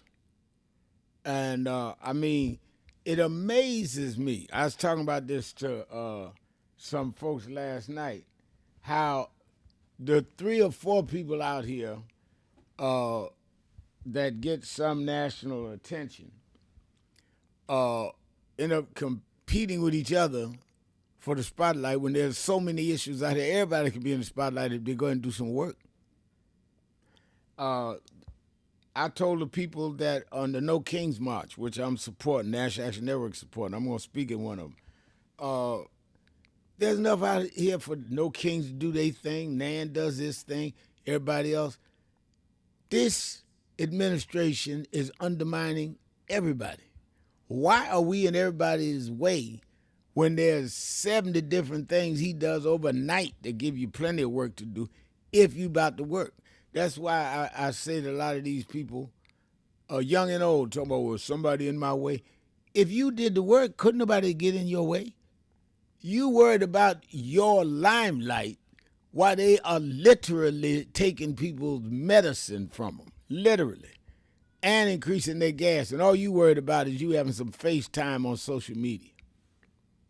Let's go to the phones. Let's go to Demetrius in Cleveland, Ohio. Cleveland, you're keeping it real. Demetrius just hung up, sir. Demetrius not there. All right, let me go to Mark. Is Mark there in Baltimore? No, he hung up too. We got one just coming in now. You got, all right, I didn't clean the screen from Dominique. Evangelist Rams is on our message board. She says, Rev, with Stephanie singing, you know how great singing, and you look so happy in that picture.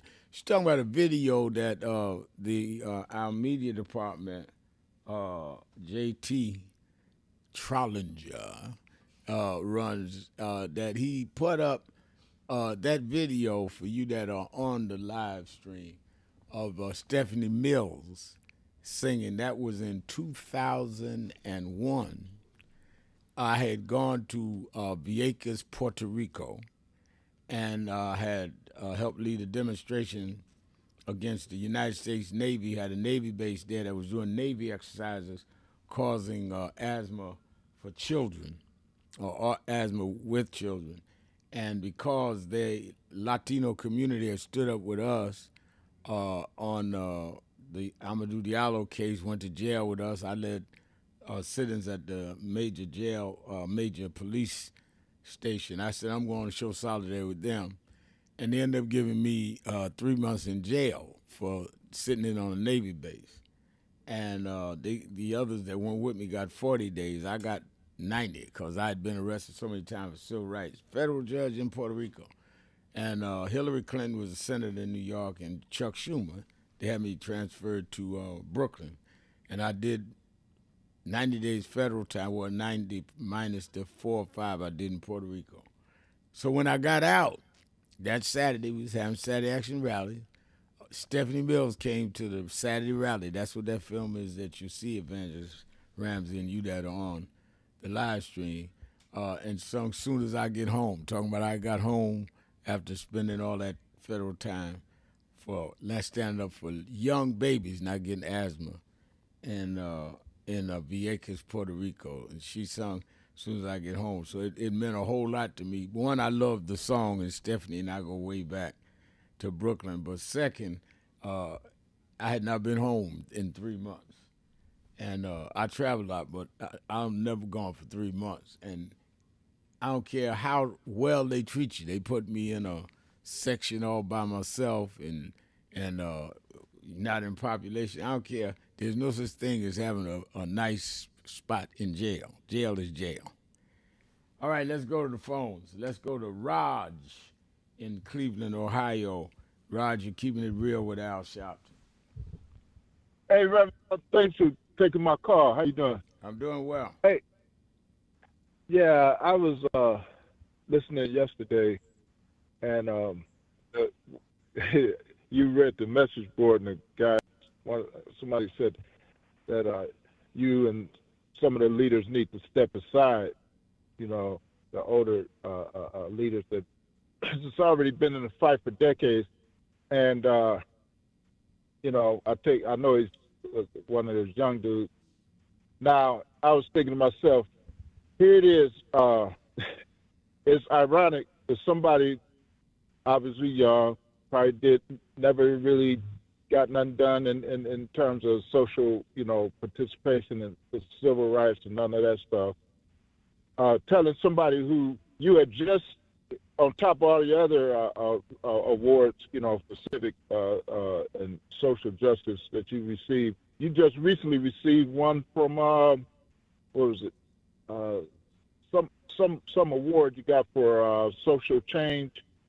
Oh yeah, in Kansas City. Yeah, you made me forget. Yeah, in Kansas City last, I guess it was Friday. Yeah. Yeah, because I was waiting on the line yesterday. I didn't get a chance to get in, but I wanted to say that on the heels of him making that, you know, post, which is like, it show you how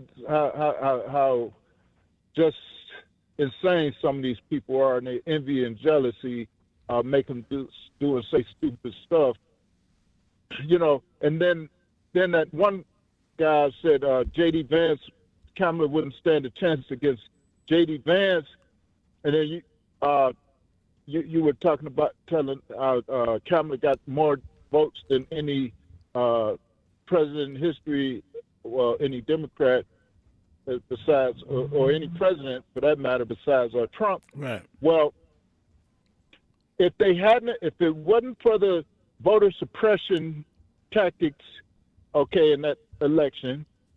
Now, this is per Greg Palast research and evidence. He said he counted 3,565,000 votes, ballots, where they had illegally ruled them, you know, uncountable because they were filled out wrong or whatever the case was, which was false. That votes that would have been Kamala's, which would have given her the delegates that she needed, 86 delegates, and therefore she would have won the election, and she would have won the states that they gave to Trump, which was the key states, which Michigan, Wisconsin, Pennsylvania, and there may have been one more, but she would have got those states. I think it was Georgia, and she'd have won the election. But they cheated, so therefore she would have gotten more votes than anybody in history. Right. That's a fact. Yeah, and I think you hit on some stuff, Raj, that we just need to be clear about. Kamala Harris, thank you for your call. Kamala Harris got more votes than anyone in history of running for president, including Biden, including Obama. She got more votes.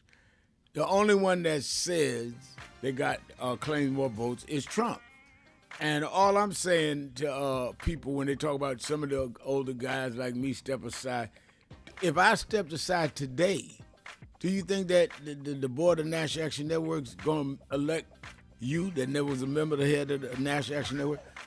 Do you think you're going to get a TV show? If I left, that doesn't mean MS Now going to hire you, who we don't even know if you, I mean, come on.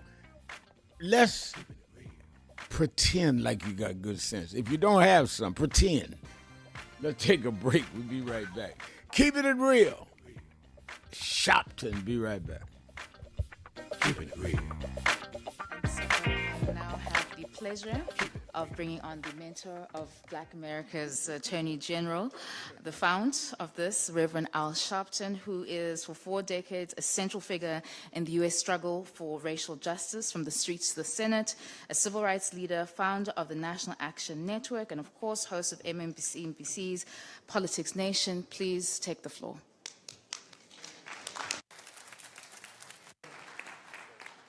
Thank you very much. Let me start by saying that I'm going to be very personal in the sense that I came to the UN 30-some-odd years ago with a great African leader.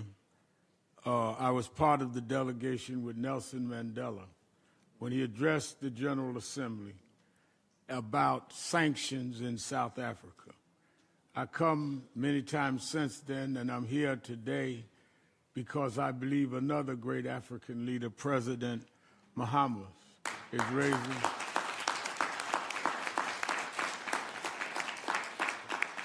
raising an issue that is very important and personal to us.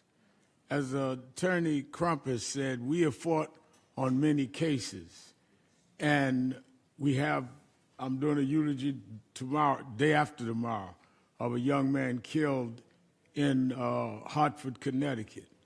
But all of these are just examples of a systemic problem that has not been dealt with. We can keep running from incident to incident, but if we do not deal with the underlying systematic problem, and that is that there are those that feel they have the right and the supremacy over other humans, and they will never be held accountable for it and never pay for it. This resolution is an attendance sheet on what nations stand for what.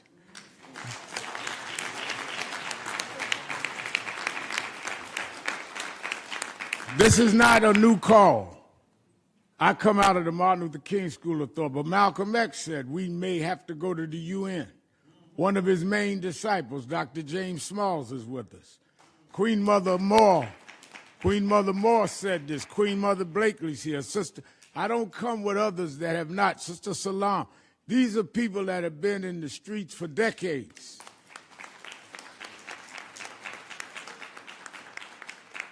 And State Senator Sanders, all of us, but many of them preceding me. The question is not what the people feel. The people have stated their feelings and will continue to and must galvanize. The question is, what do nations stand for? When I hear nations saying they're going to abstain from a vote, how do you abstain from being a racist and a bigot? How do you abstain from paying your debt to people that you worked for centuries and never paid? How do you abstain from the guilt and the blood that's on your hands while you deposit money in banks that your forefathers didn't earn and our forefathers worked and never got paid?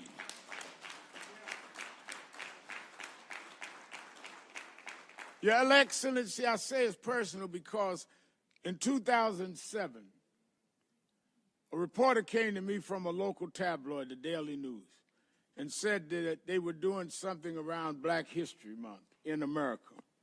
And they wanted to do a trace of our family tree. I told him, fine with me. He said, I'll be back. He came back with another reporter. He said, "Do you know your great-grandfather?"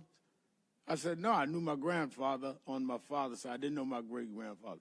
He said, "Well, we traced him." He said, "Do you know where he was from?" I said, "They were from Florida, my grandfather and my father."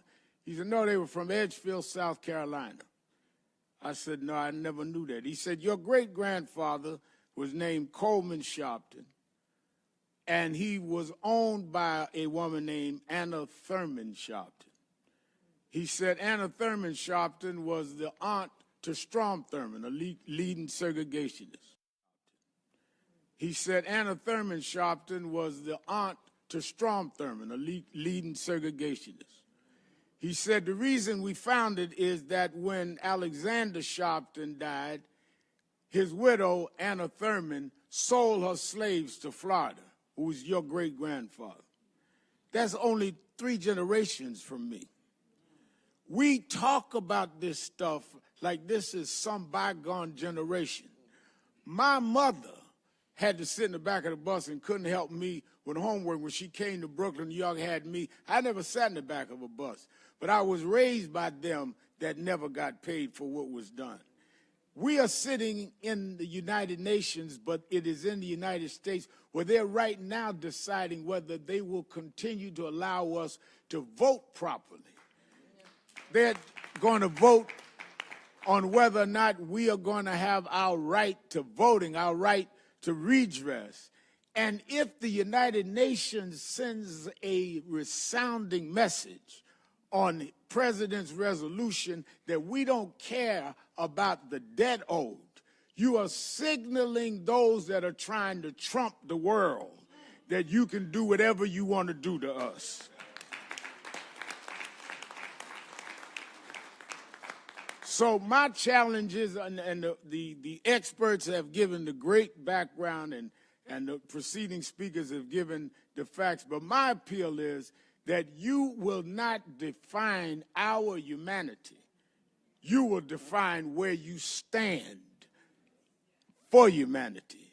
When you vote for your nation, history will record that after the genocide perpetrated on people, after the worst form of abuse that we've seen in terms of the slave trade that is in this resolution, that if your nation would authorize you to either vote no or have laryngitis and act like you can't speak up at all, then you are co-signing this brutal form of slavery. There will be nobody that will duck being called on the carpet tomorrow. Either you stand for justice or you sit with the unrighteous. Either you stand...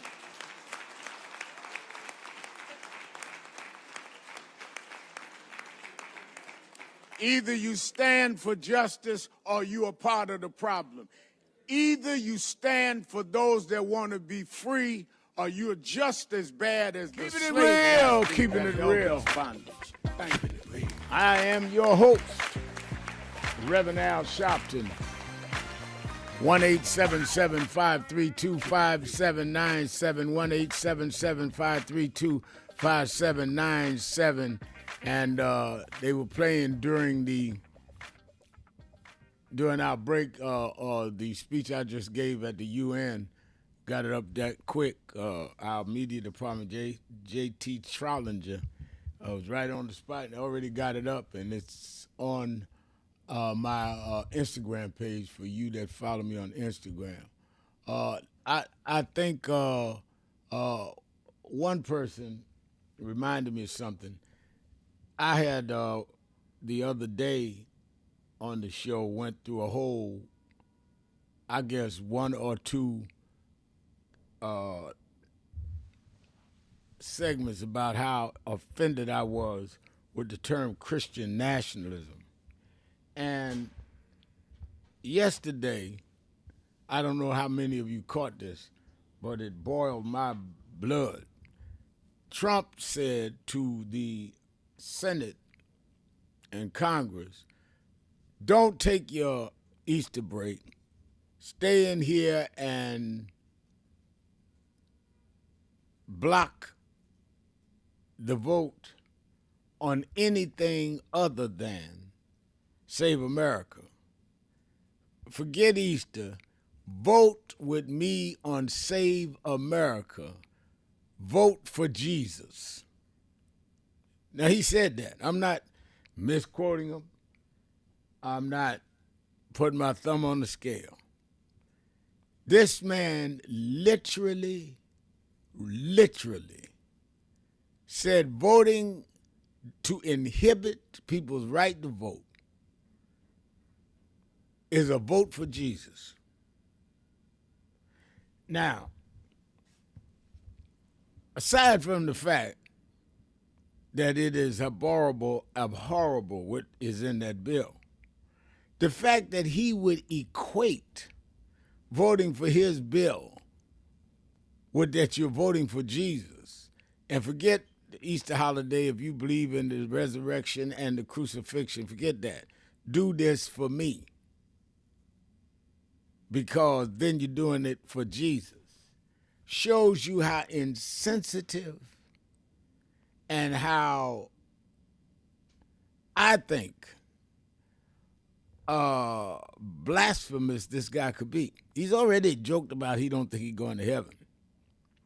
So the question I have is, if Trump already done admitted he ain't a good guy and he ain't going to heaven and all that, question I have is, you that are listening, or those that are in the Senate and the House, you show me who you are. We know who he is.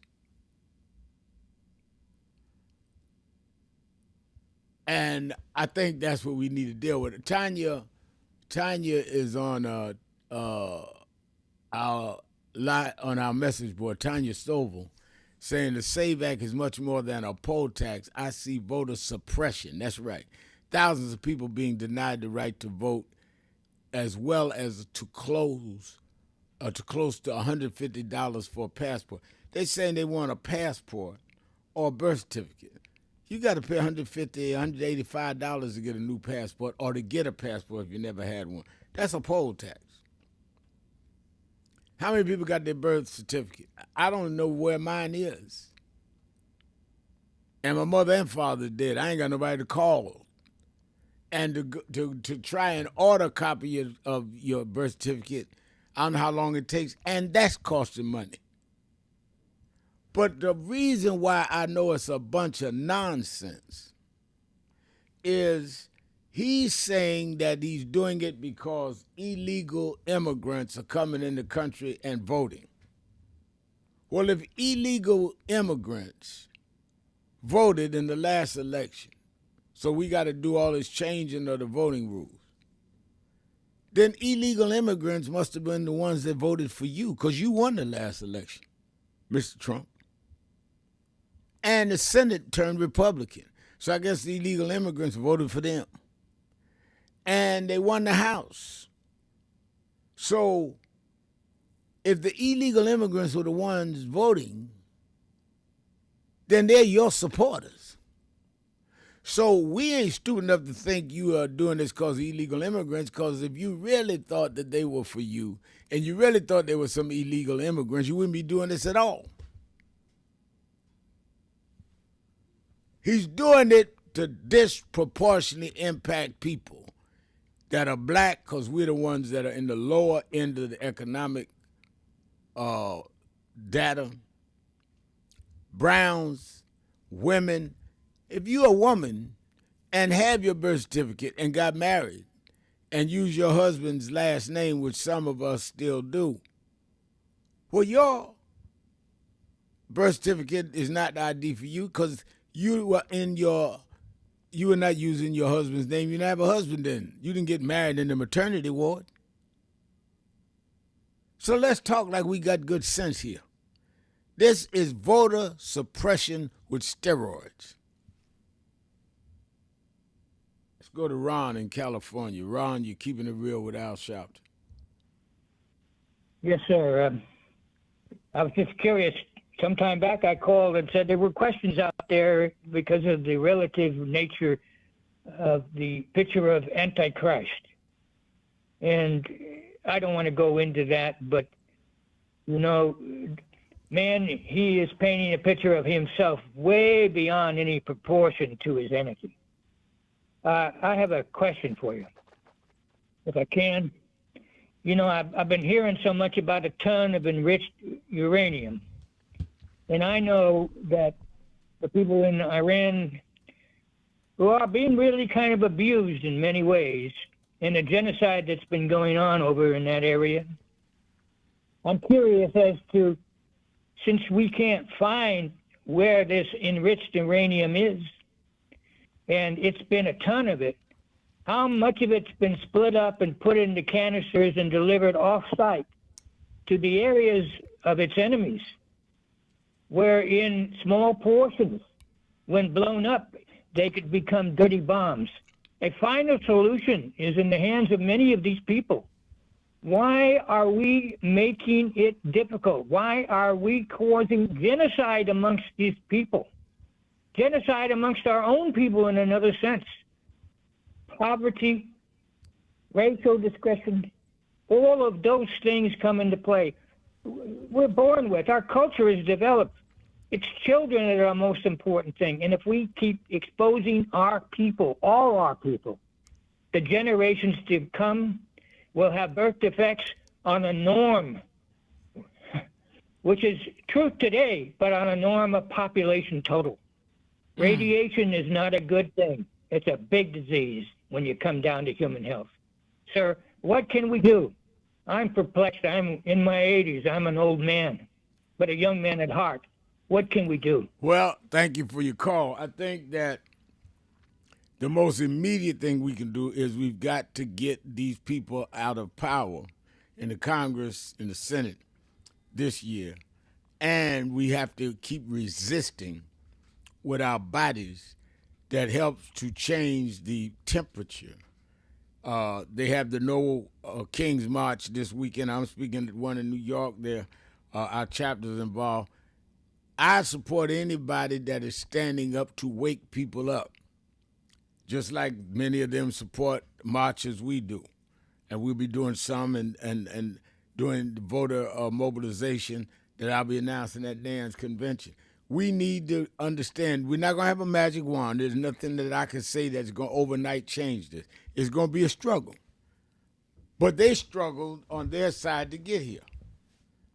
They went from the Tea Party to the Birther movement to MAGA movement to the White House twice. It took them 20-some years. We want to go to one rally and say, oh, we ain't getting nothing done. It is a process, but most of us are not even in the process. And we cannot sit around playing games with each other. I think we can do that. I think you have then, if the Democrats take the House, we had to hold them accountable, and they need to call these people on the carpet, throw them subpoenas around, put them under oath, and I'm telling you it breaks this stuff up. Let's take a break. Be right back. Keeping it real, keeping it real, keeping it real. Sharpton. Be right back.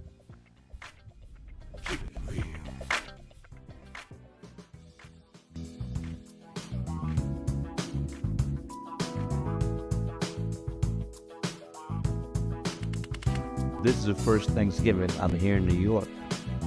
Over 20 years. I'm just glad to be here with Rev today and to hand out the food. It's a blessing. It's a blessing. It's a blessing. It's Erica Ford, the Peace Doctor in the building. Here at the National Action Network, it's about thanks. It's about giving. It's about gratitude. It's about love. I feel it is important for you to understand that there's work out here to be done, but it starts with gratitude, it starts with giving, it starts with peace, it starts with love. Let's go. Before we feed our family, we got to make sure that we feed the community. That's right. That's what it's all about. We got to come with Sharpton phones. You come and you make sure you show up, serve the community. That's what it's all about. But Reverend, it looks bad now. Look at Iran. Look at what's going on in Minnesota. Look on.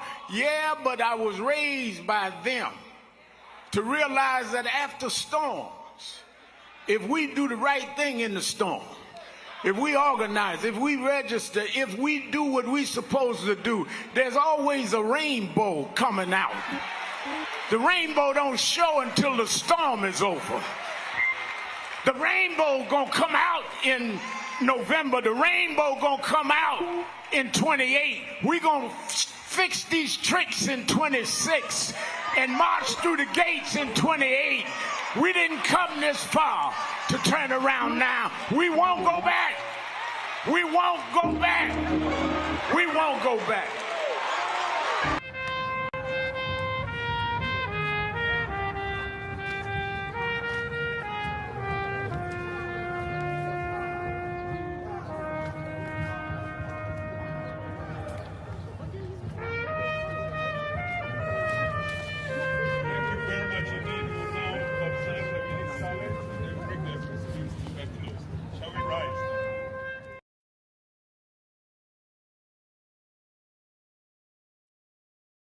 But Reverend, it looks bad now. Look at Iran. Look at what's going on in Minnesota. Look on. Yeah. One step forward and two backward.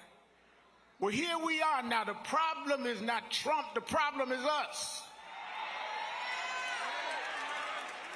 We are allowing ourselves to be lowered and our children to feel inferior because you don't have an I am somebody person. You got our artists calling our women bees. Our others calling us niggas. What happened to us? What happened to black and proud? What happened? I'm gonna vote. What happened? Ain't gonna let nobody turn me around. What happened to us? Past hope, because I grew up, like I said, single mama on welfare, and my mother told me there's a part in life that hope's gonna run out. But she told me you got a double barrel in your engine. I said, what is that? She said, you can switch from hope to faith. Faith is a little deeper than hope. Bishop Hilliard is here. Faith is when hope runs out. Faith is the substance of things. Hope for the evidence of things not seen. Faith is when we were emancipated after 246 years of slavery and walked off the plantations with no education, no money, no future. And we built black churches and black colleges and black fraternities. We had faith. Faith made us stand up to the most powerful nation in the world and turn it around. Faith means we went from the back of the bus to the front of the White House. We come this far by faith, leaning on the Lord, trusting in His holy word. He never failed us yet. It's time for a new course, a new coalition, a new leadership. Somebody got to rise above race, rise above sex. A new leadership, a choice, a chance. Don't cry about what you don't have, use what you got.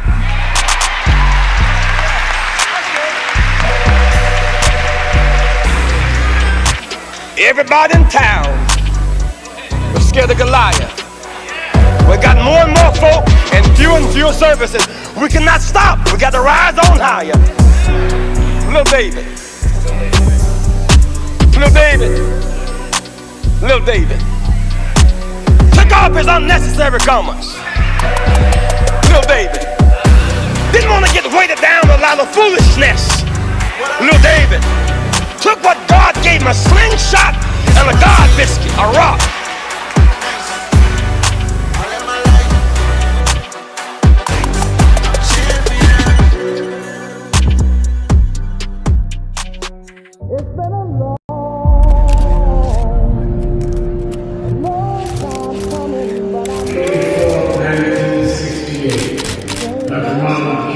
In Memphis, Tennessee, and it has been the commitment of National Action Network to always, in the month he was killed, to let them know they killed the dreamer. I have a dream today. They can't kill the dreamer.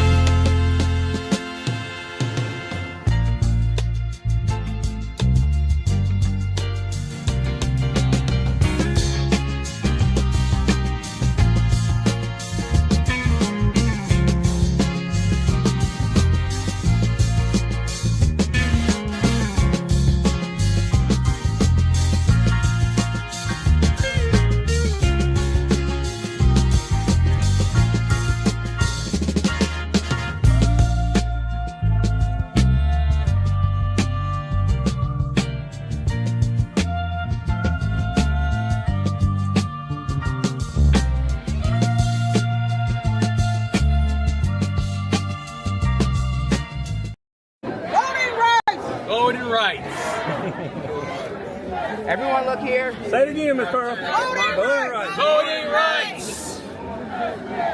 One more time, Miss Pearl. Voting rights. There we go. Voting rights. Voting rights. Voting rights. Voting rights. Voting rights. When do we want it? Now.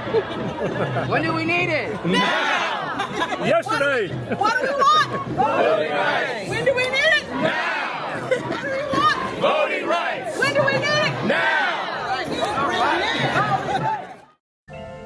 I thank God I was blessed to have both in my life. Both historic, strong figures. But if I misuse them and listen to not only figures that are not as historic as them, but figures that had nothing to do with the calling and purpose of my life, I would live confused.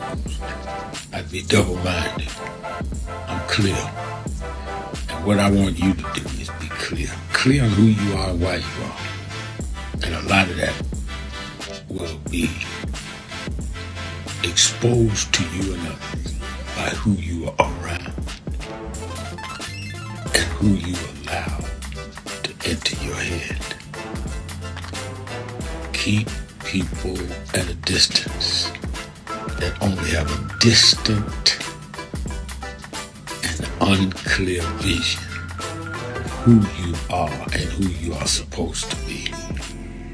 They could be your blood relatives, but they could not be the ones that accompany you toward what you ought to be about. Everybody good to you ain't good for you. Everybody that makes you laugh sometimes end up making you a joke.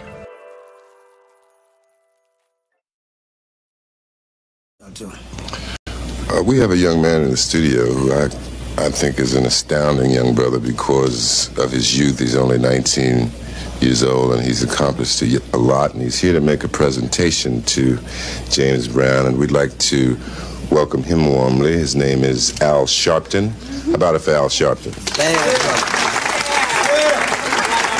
Al is the national director of the National Youth Movement Incorporated. Right, Al? That's right. And what do we have here? Well, we come to break tradition. We know that in the recording industry that they give a gold record to those that achieve a million seller. But we view your million seller payback as a black record because it is relevant and says many of the things that young blacks have tried to say and could not musically express in our own little way. And we feel the payback is sort of like the theme song of Young Black America in 1974. 1-877-532-5797, 1-877-532-5797, or you can go to the message board at www.nationalactionnetwork.net, www.nationalactionnetwork.net. And I think that we got so much to talk about. I'm trying to see if they're refreshing the screen for callers and my co-host. I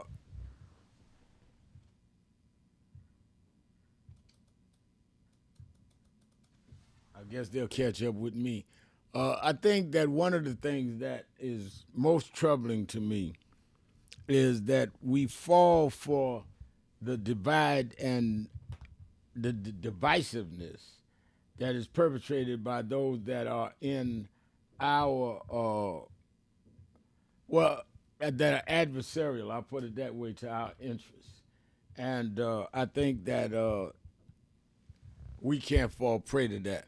I'm joined at this time, at the same, every Tuesday, the last hour of the show, by the senior pastor of the First Corinthian Baptist Church of Harlem, and a member of the national board, and an active member, I might say. I don't have them kind of boards where you don't be a real member. Just put your name up there. He's a very active and supportive member of the board of National Action Network, the Reverend Dr. Michael A. Walron. How you doing, Reverend Walron? Pretty good, Rev. How are you today? I'm doing very well. Excellent. two things, and I'm going to the phones and lining up the callers, but two things I wanted you to address. One, I just left the United Nations, where there is a resolution being offered by Ghana, and the president of Ghana, President Mahama, who laid a wreath along with the New York Mayor Mondani and I and others, but the three of us laid a wreath at the African Burial Ground this morning. And he's put a resolution before the United Nations saying that they wants them to resolve that they condemn the Atlantic slave trade, the most brutal in history, and that there must be reparations for what was done. And they have enough. Their vote will be tomorrow. They have enough votes, he says, to pass it. But the United States has said they're going to abstain in some European countries. And then they're going to the World Court to force the issue. And I said my remarks today to the delegates that were there, and they had the delegates from all over the countries in the UN, that you got to decide which side you on. Ain't no abstain. And abstain means you're on the side of slave masters. You're on the side of the slave traffickers.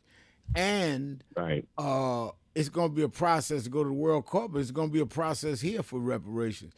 The fact is, even though I came out of the Martin Luther King School of Thought and was a youth director in his local chapter here the year he was killed when I was just 13 years old, Malcolm X talked about we need to go to UN. Well, we here now. You got the president of Ghana, Kwame Nkrumah's Ghana, raising the issue. And I want you to address what you think, because a lot of people say, well, that's symbolic. But the same people talking about symbolic say, let's get reparations. How are we going to get it unless you go through a process? Secondly, how Donald Trump said on yesterday that he wanted the Senate and the Congress to stay in session, don't worry about Easter, stay here and vote for the SAVE Act, which is his voter suppression act. Do it for Jesus.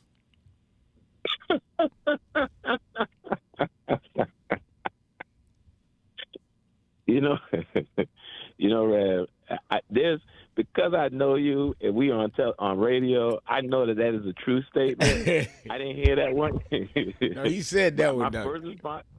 My response is to laugh.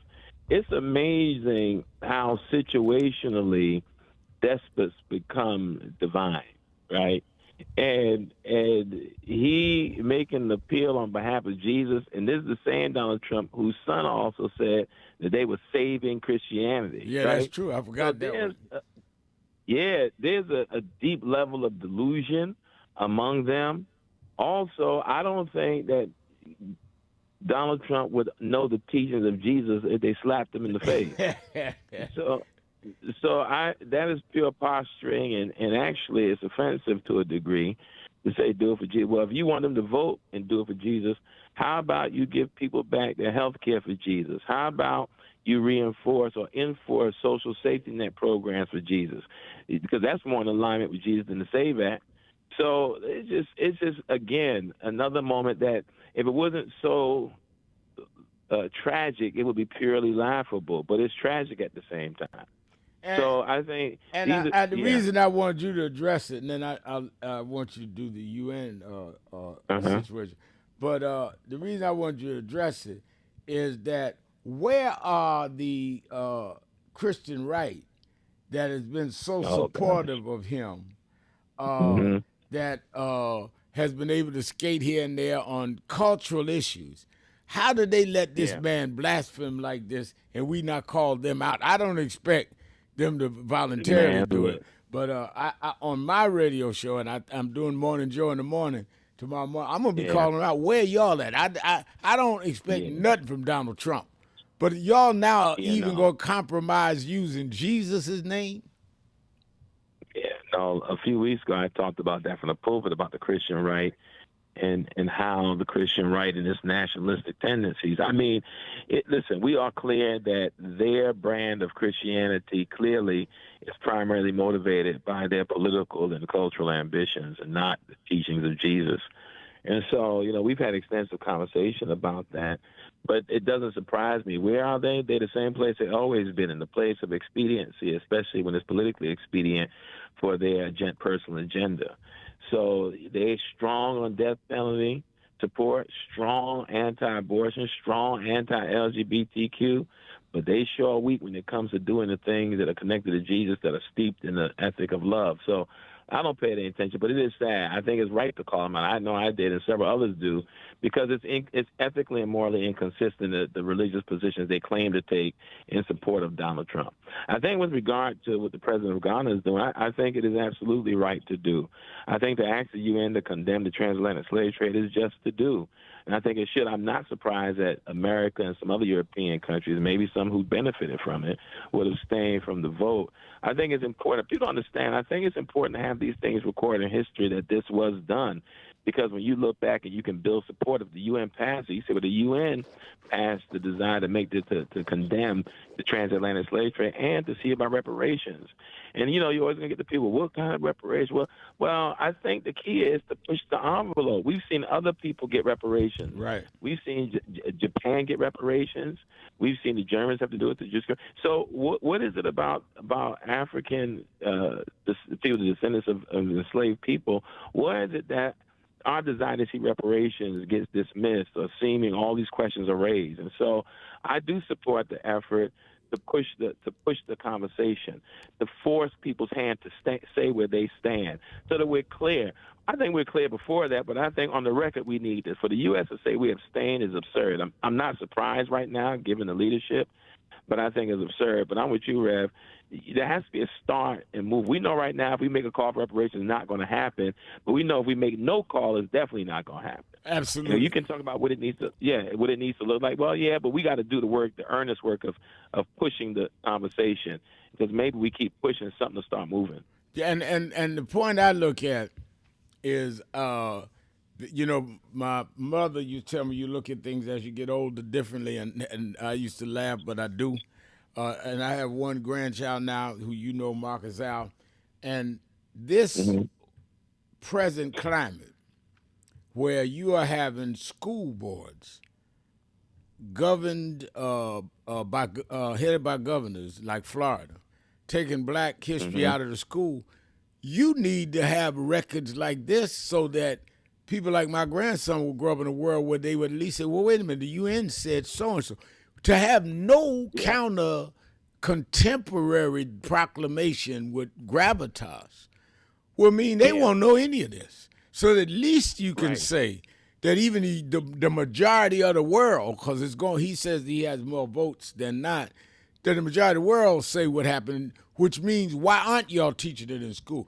We assume that our kids and grandkids are going to know what we know, and they are systematically trying to make sure they don't know it. No, we can make that assumption, but it'll be a bad assumption. They're not going to know we know. They're not even experiencing in the classroom some of the ways we were taught about civics and social studies and things of the like. So we can assume that. And you have a lot of people now, if they live on social media, you have people on social media, black folk on social media, who are trying to say that things like slavery wasn't really real or wasn't really bad. Right. If they're looking at social media, they're not going to understand the brutality and the intensity of slavery here in this country, and that's why they want to erase it. It's like I said a few weeks ago about Egypt, why they want to take Egypt out of Africa, make you think it's in the Middle East and not know, because they don't want you to see the power, the triumph, the capacity. In this case, this country doesn't want you to see the brutality and the baseness that also speaks to the identity of this country.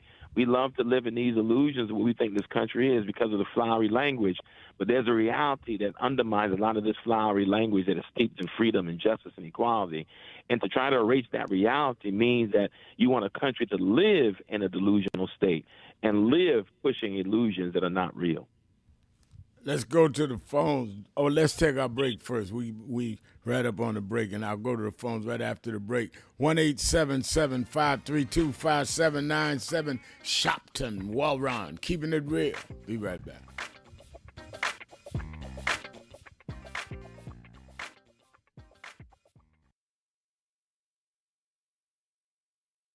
Hello, New Orleans. Let me tell you straight. They did not think we could come and be here tonight. They cut budgets and advertising, but one black man, Rich New Dennis, said, I don't care.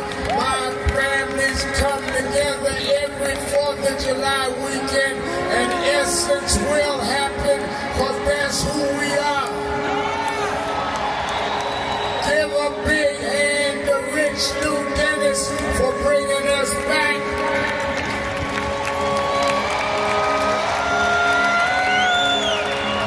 Why do we come? Because the essence of who we are is essential to what made this nation. We built this nation. We made this nation.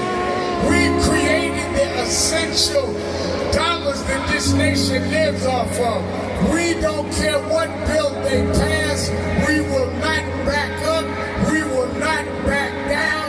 We will not give in. We will not be chased out. We don't care who's in the White House. We will organize our house, house by house.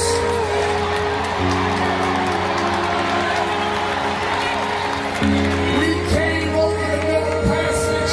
We survived slavery. We survived Jim Crow. Don't you give up now. Don't you turn back now. Stand up, black man. Stand up, black woman. Reclaim your dignity. Reclaim your place. So we stand with the Global Black Economic Forum. We stand with Essence Magazine because that's who we are. So don't give in now. Yes, it's some rough days, but we've been through rougher days than this. Yes, Trump is a bad dude, but we beat badder dudes than Trump. So let's party with a purpose, because our rhythm and our music reminds us who we are, because we can smile through our pain and organize for our gain.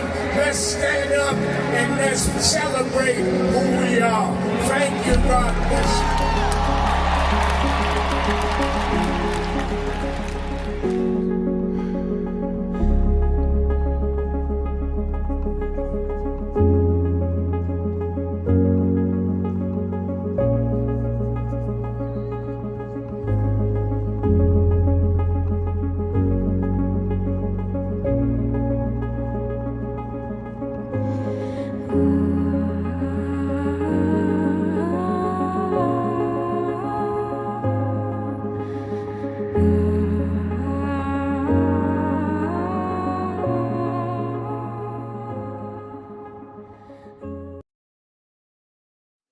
And so I now have the pleasure of bringing on the mentor of Black America's Attorney General, the fount of this, Reverend Al Sharpton, who is for 4 decades a central figure in the U.S. struggle for racial justice from the streets to the Senate, a civil rights leader, founder of the National Action Network, and of course, host of MSNBC's Politics Nation. Please take the floor.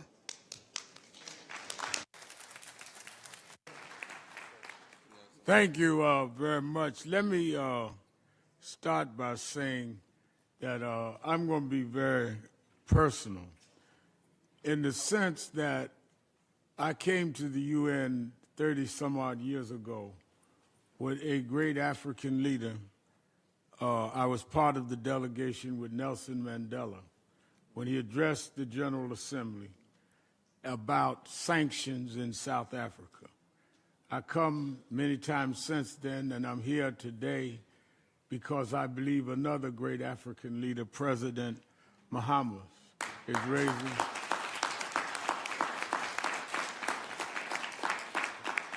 raising an issue that is very important and personal to us. As Attorney Crump has said, we have fought on many cases, and we have, I'm doing a eulogy tomorrow, day after tomorrow, of a young man killed in Hartford, Connecticut.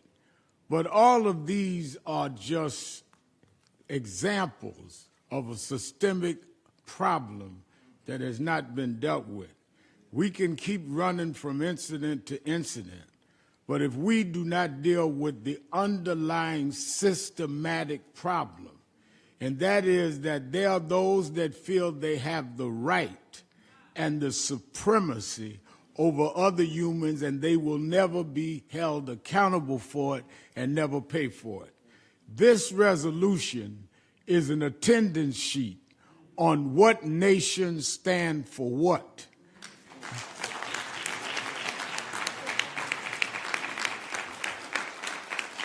This is not a new call. I come out of the Martin Luther King School of Thought, but Malcolm X said we may have to go to the UN. One of his main disciples, Dr. James Smalls, is with us. Queen Mother Moore said this. Queen Mother Blakely's here. Sister, I don't come with others that have not. Sister Salam. These are people that have been in the streets for decades.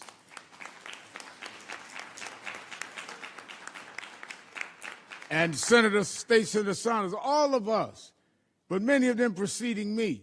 The question is not what the people feel. The people have stated their feelings and will continue to and must galvanize. The question is, what do nations stand for? When I hear nations saying they're going to abstain from a vote, how do you abstain from being a racist and a bigot? How do you abstain from paying your debt to people that you worked for centuries and never paid?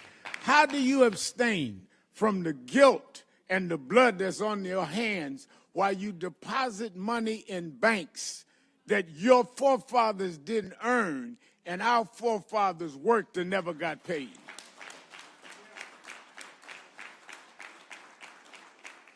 Your Excellency, I say it's personal because in 2007, a reporter came to me from a local tabloid, the Daily News, and said that they were doing something around Black History Month in America. And they wanted to do a trace of our family tree. I told him, fine with me. He said, I'll be back. He came back with another reporter. He said, do you know your great-grandfather? I said, no, I knew my grandfather on my father's side. I didn't know my great-grandfather. He said, well, we traced him. He said, do you know where he was from? I said, they were from Florida, my grandfather and my father. He said, no, they were from Edgefield, South Carolina. I said, no, I never knew that. He said, your great-grandfather was named Coleman Sharpton, and he was owned by a woman named Anna Thurman Sharpton. He said Anna Thurman Sharpton was the aunt to Strom Thurmond, a leading segregationist. He said Anna Thurman Sharpton was the aunt to Strom Thurmond, a leading segregationist. He said the reason we found it is that when Alexander Sharpton died, his widow, Anna Thurman, sold her slaves to Florida, who was your great-grandfather. That's only 3 generations from me. We talk about this stuff like this is some bygone generation. My mother had to sit in the back of the bus and couldn't help me with homework when she came to Brooklyn, New York, had me. I never sat in the back of a bus, but I was raised by them that never got paid for what was done. We are sitting in the United Nations, but it is in the United States where they're right now deciding whether they will continue to allow us to vote properly.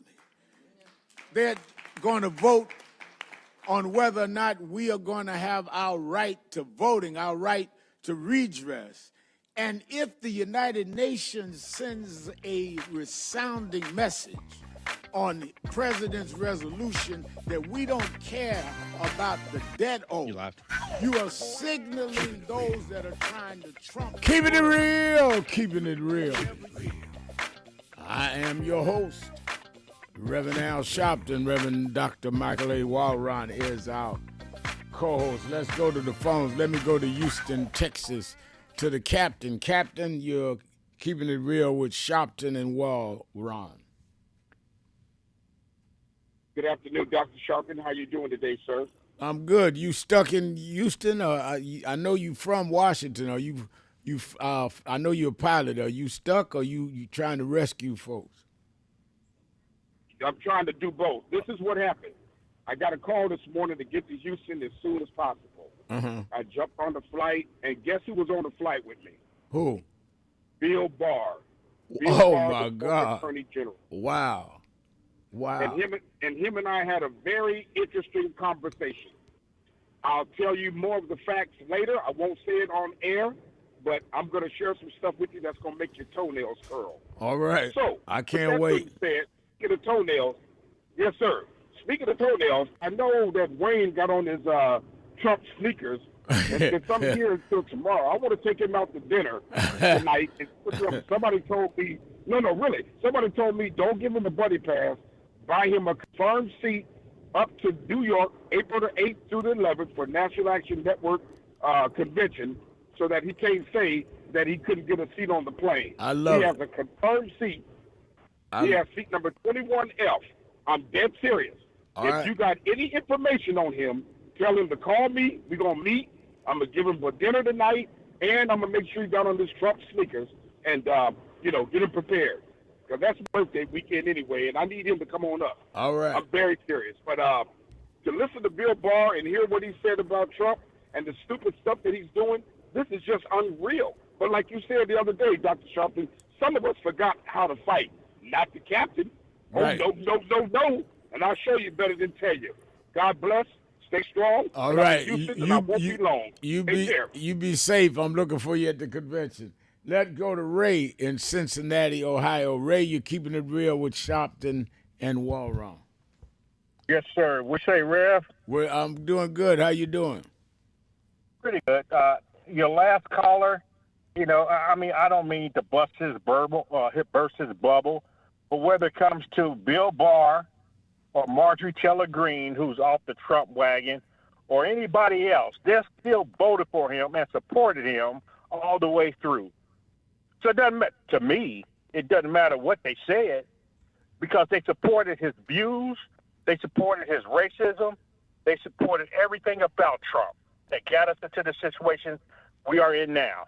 Now, that being said, something you brought up yesterday, and I don't know what context it was in, but you brought up Kamala Harris having the second most votes ever. I kind of tuned in late, and I've always said that she had, for a black woman in the United States, to have the second over 70 million votes, second behind Trump. Now, she wasn't going to beat Trump. She could beat everybody else, but I'm thinking if she runs, or anybody black runs, will the intersexism and racism come into play, where white folks will say we would rather have J.D. Vance or anyone else than a black woman running this country. I don't know that, but do you think it's too soon for a front runner to step out now and say my hat is in the ring, or should we just focus on the midterms? Let me say we should focus on the midterms. That's right upon us. And I will say this: many people that are being talked about, that have none of them have declared that they're running for president, but many that have talked about, just about all of them, Governor Shapiro, Wes Moore, Governor Baxter of Kentucky, all of them are coming to the convention April 8th through the 11th. I'm going to release the schedule so you know who's coming. And some more surprises are coming. So I'm going to hear what they got to say now. And, of course, if they run in 2 years, we'll be certainly hearing from them next year and the year after. But I'm going to hear from them early. I think that in hearing them out on the issues, I'm not, going to deal with, how well you smile or whatever. On the issues, going to question them on the issues. I will get a sense of, do they have enough to energize white and black voters? And you've got people thinking, he's not said he's doing that. Wes Moore would run and he'd be obviously a black candidate. If somebody else, Cory Booker, ran, he'd be a black candidate. And Cory's coming, by the way. Kamala Harris, people are saying may run again. Or you can have a situation where somebody could be a Bill Clinton, a Southern white like Bashir, and come out of nowhere. So you don't know. What I'm more interested in is getting them on the record now on where they stand on the vital issues, and use that to drive people out in the midterms. Hakeem Jeffries and Congressman Clyburn, all of them will be at the convention. Because if we don't win the House, at least the House, we should do the House and the Senate.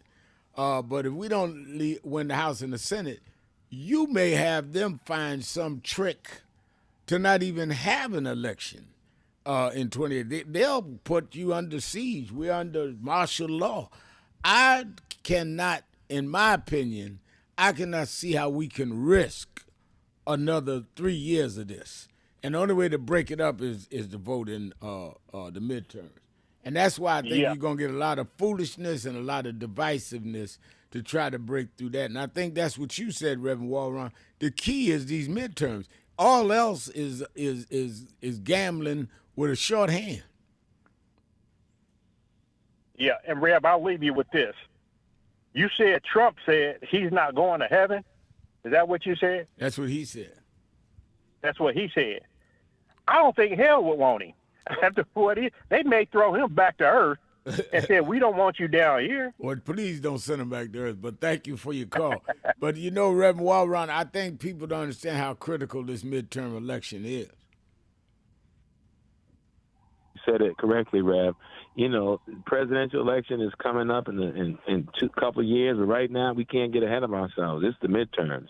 Because unless some things change, we're going to see more of the same.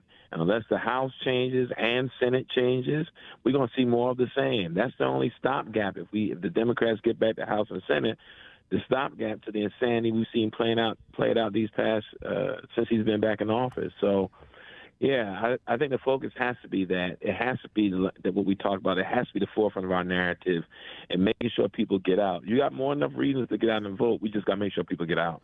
And we can now go for the distractions. Part of the distractions was Kamala's a woman. Kamala ain't passionate enough. This, that, or the other.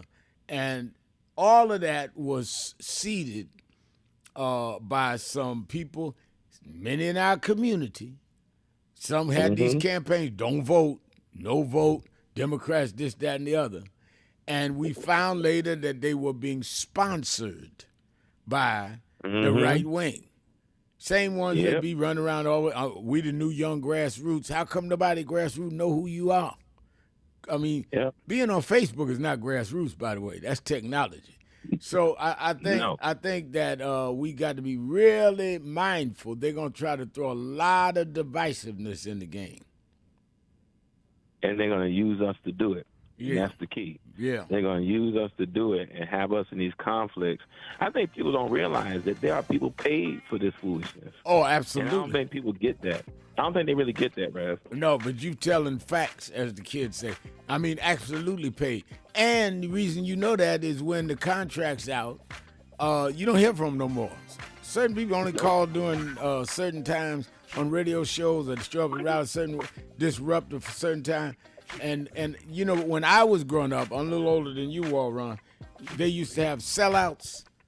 You know, Uncle Tom's sellout. They don't even have to sell them out now. They have rent-a-toms. They just give you a short-term lease, hire you for the primary, hire you for the election, and then you go back into oblivion and no more money. They renting toms now. They don't even buy them. They don't need no mortgage papers on you because you're too cheap. They can buy you cheap. They buy you from now to November. Let's take a break. Be right back. Keeping it real. Sharpton. Be right back.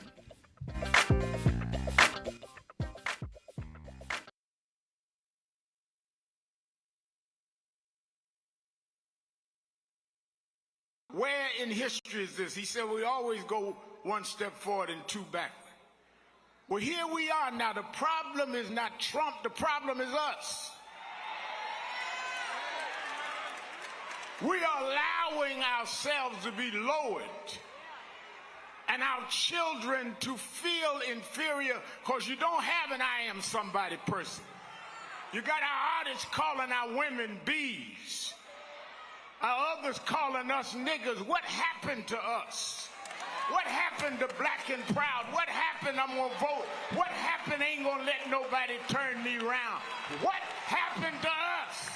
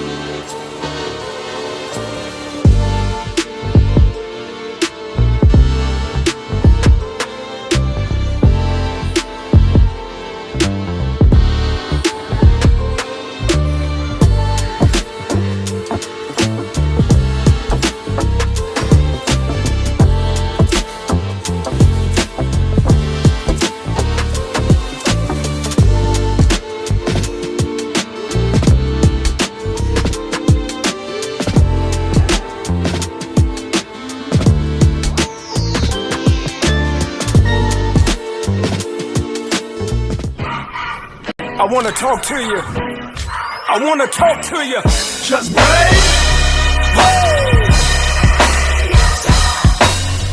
I believe that. Good morning, everybody. I hope the coffee has kicked in by now. I want to start by thanking your leader, the Reverend Al Sharpton, and everyone at the National Action Network for 35 years of standing up for civil rights and opportunity for everyone. And I couldn't be more grateful for the way that you have blessed the lives of so many, including mine. As we look today on King Day, let us not forget that we had to struggle to even have this day. They did not wake up one morning and say, let's give a federal holiday to Martin Luther King. People petitioned, people marched.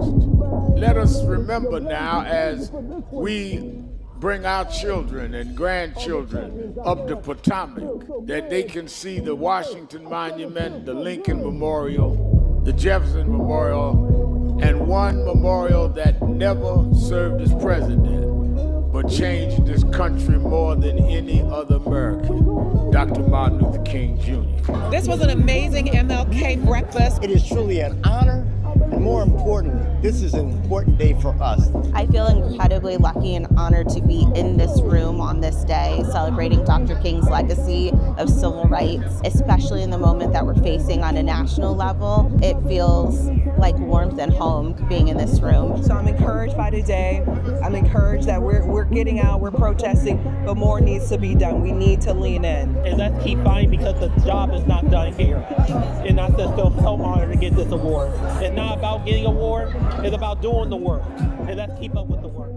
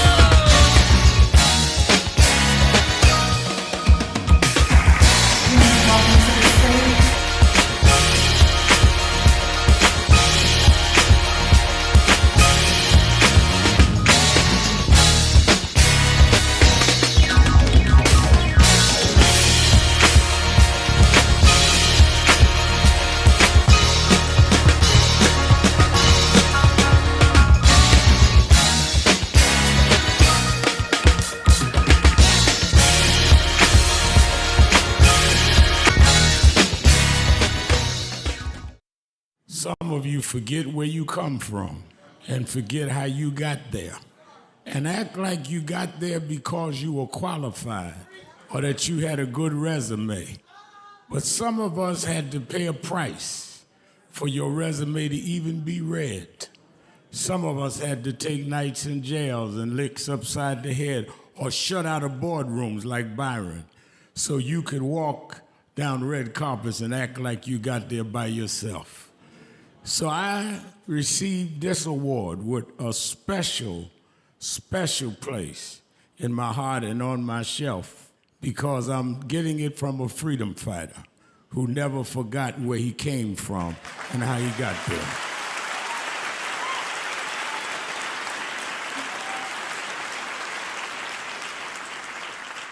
Yes, we've come a long way. We've had now a black president and now a black vice president, but we still can get shot down and have to march to get a case in court. We still can get shut out of boardrooms. We're still doubly unemployed in a good economy. So we're gonna have to keep marching. And I thank not only my family, a mother that raised me by herself, but I thank that lady at the end of the march that knows she won't be on TV that night and knows her name will never be in the paper, but she believed in me enough to get at the end of the line and make me look good. Because Dr. King used to say, if you call a march and no one shows up, you just going for a walk. And I want to thank those that marched with me.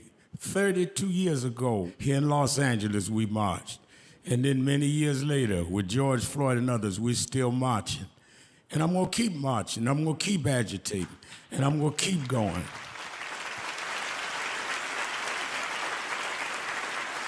Until we don't have to do it anymore. Eddie, known you a long time. Mariah, christen your kids. And I promise you this, the only thing that I really live for is I get up with this dream that every bigot, every racist, everyone in this country that hates will say, damn, he's up again.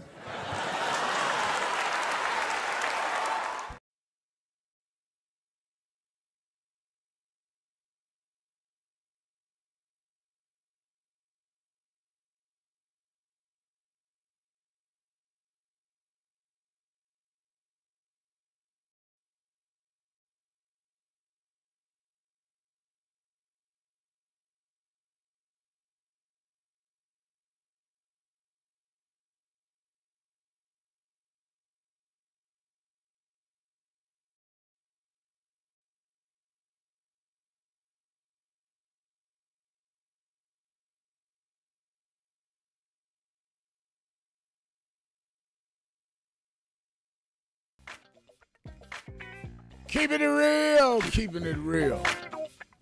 I am your host, Reverend Al Sharpton, and we're back. 1-877-532-5797. 1-877-532-5797.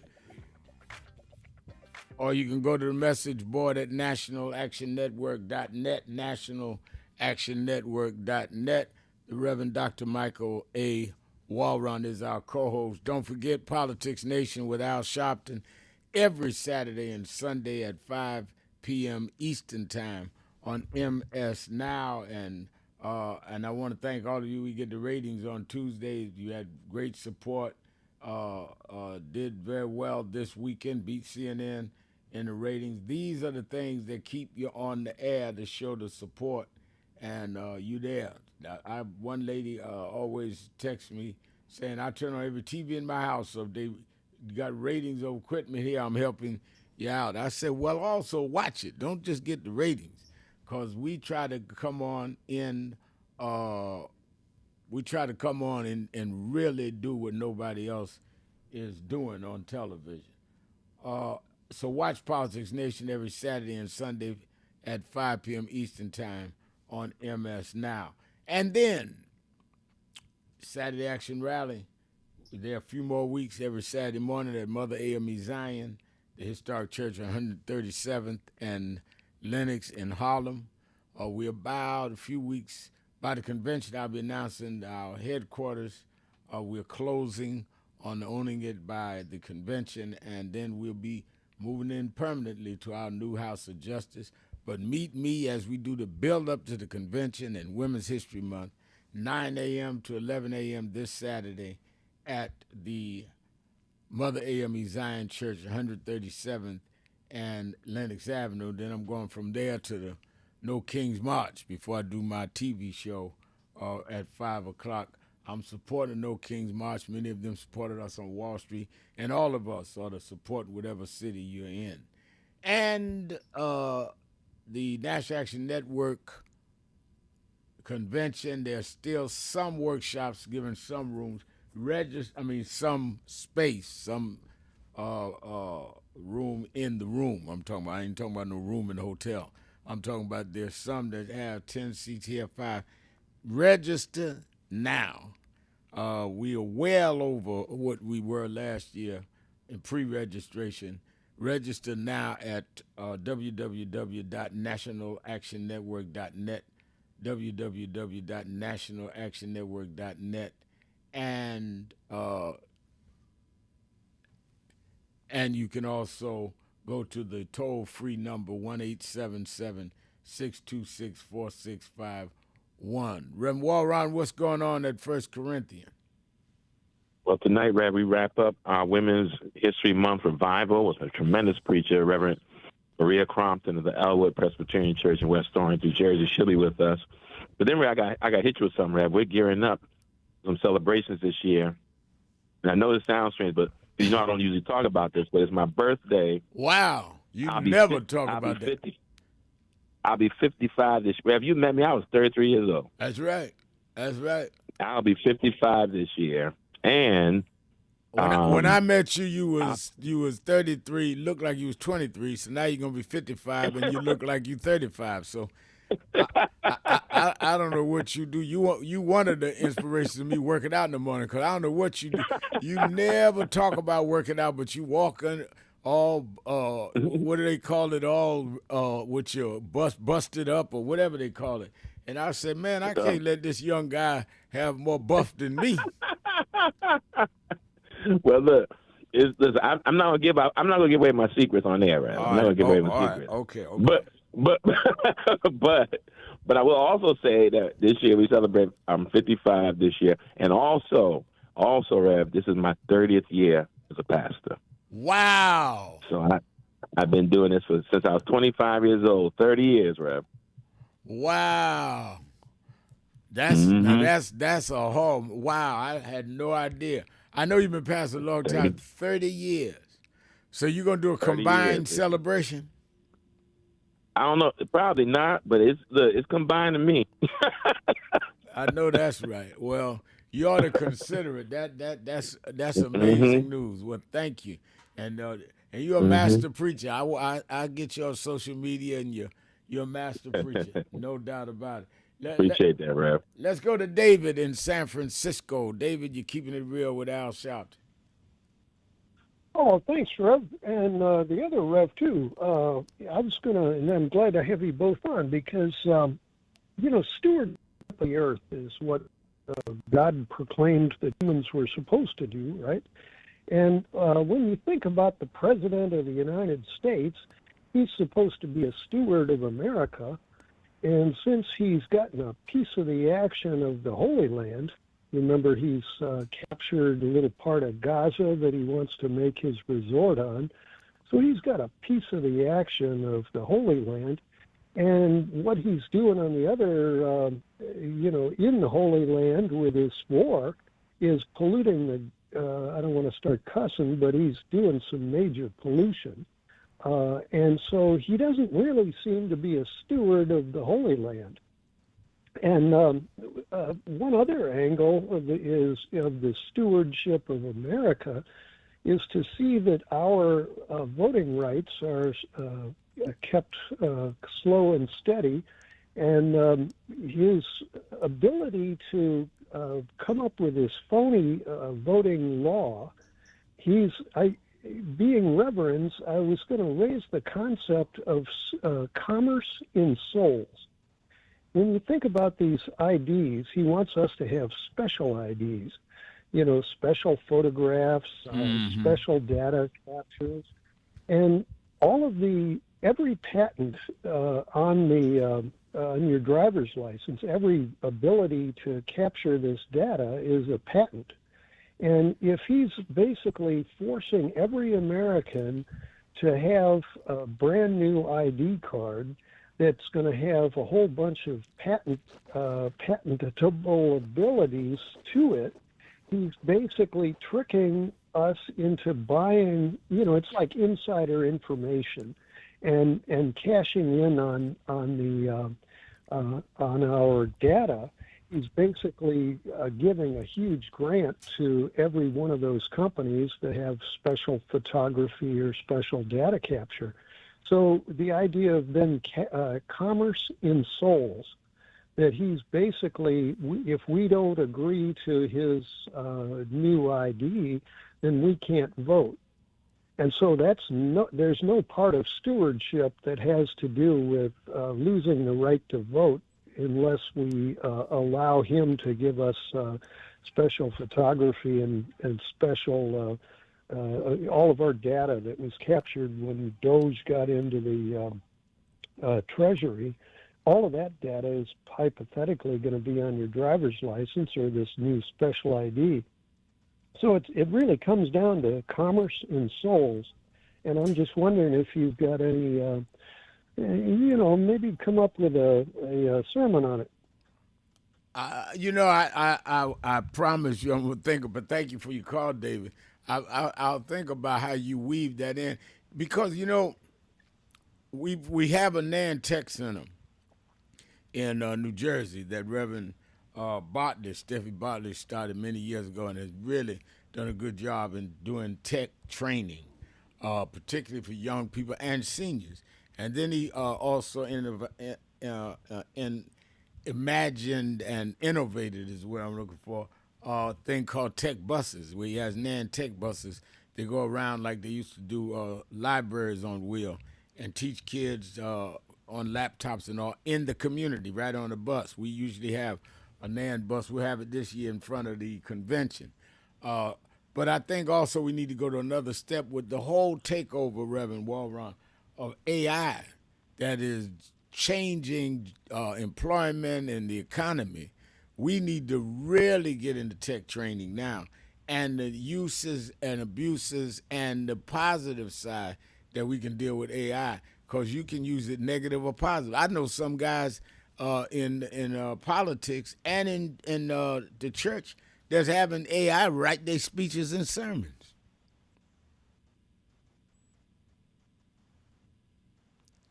I don't hear Walron. He's still up. I don't. Well, I hope you didn't fade in. All right, well, I think I lost Warren. But I think that, thank you for your call, David.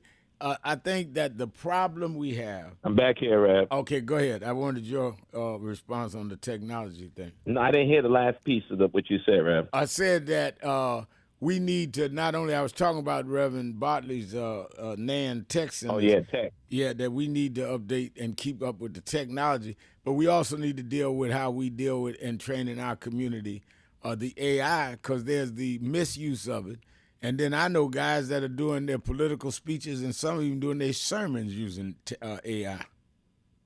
You better believe it. AI is going to make everybody lazy and no longer think critically. We're losing a lot of young people to social media who are losing critical thinking skills, the ability to write.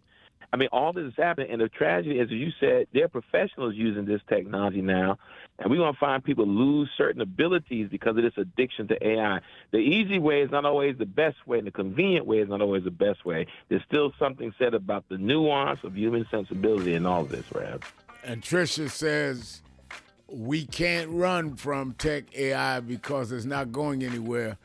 And she is absolutely right. We need to incorporate it into our lives, pick up skills from community colleges, and figure out how to use it properly and regulate it. I think Tricia is right on. It ain't going nowhere. You can get mad all you want.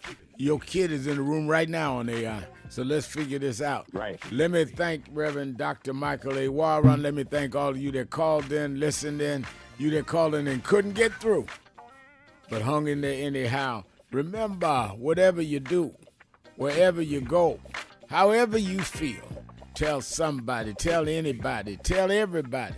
Reverend Al told you personally, keep it real. Keep it real.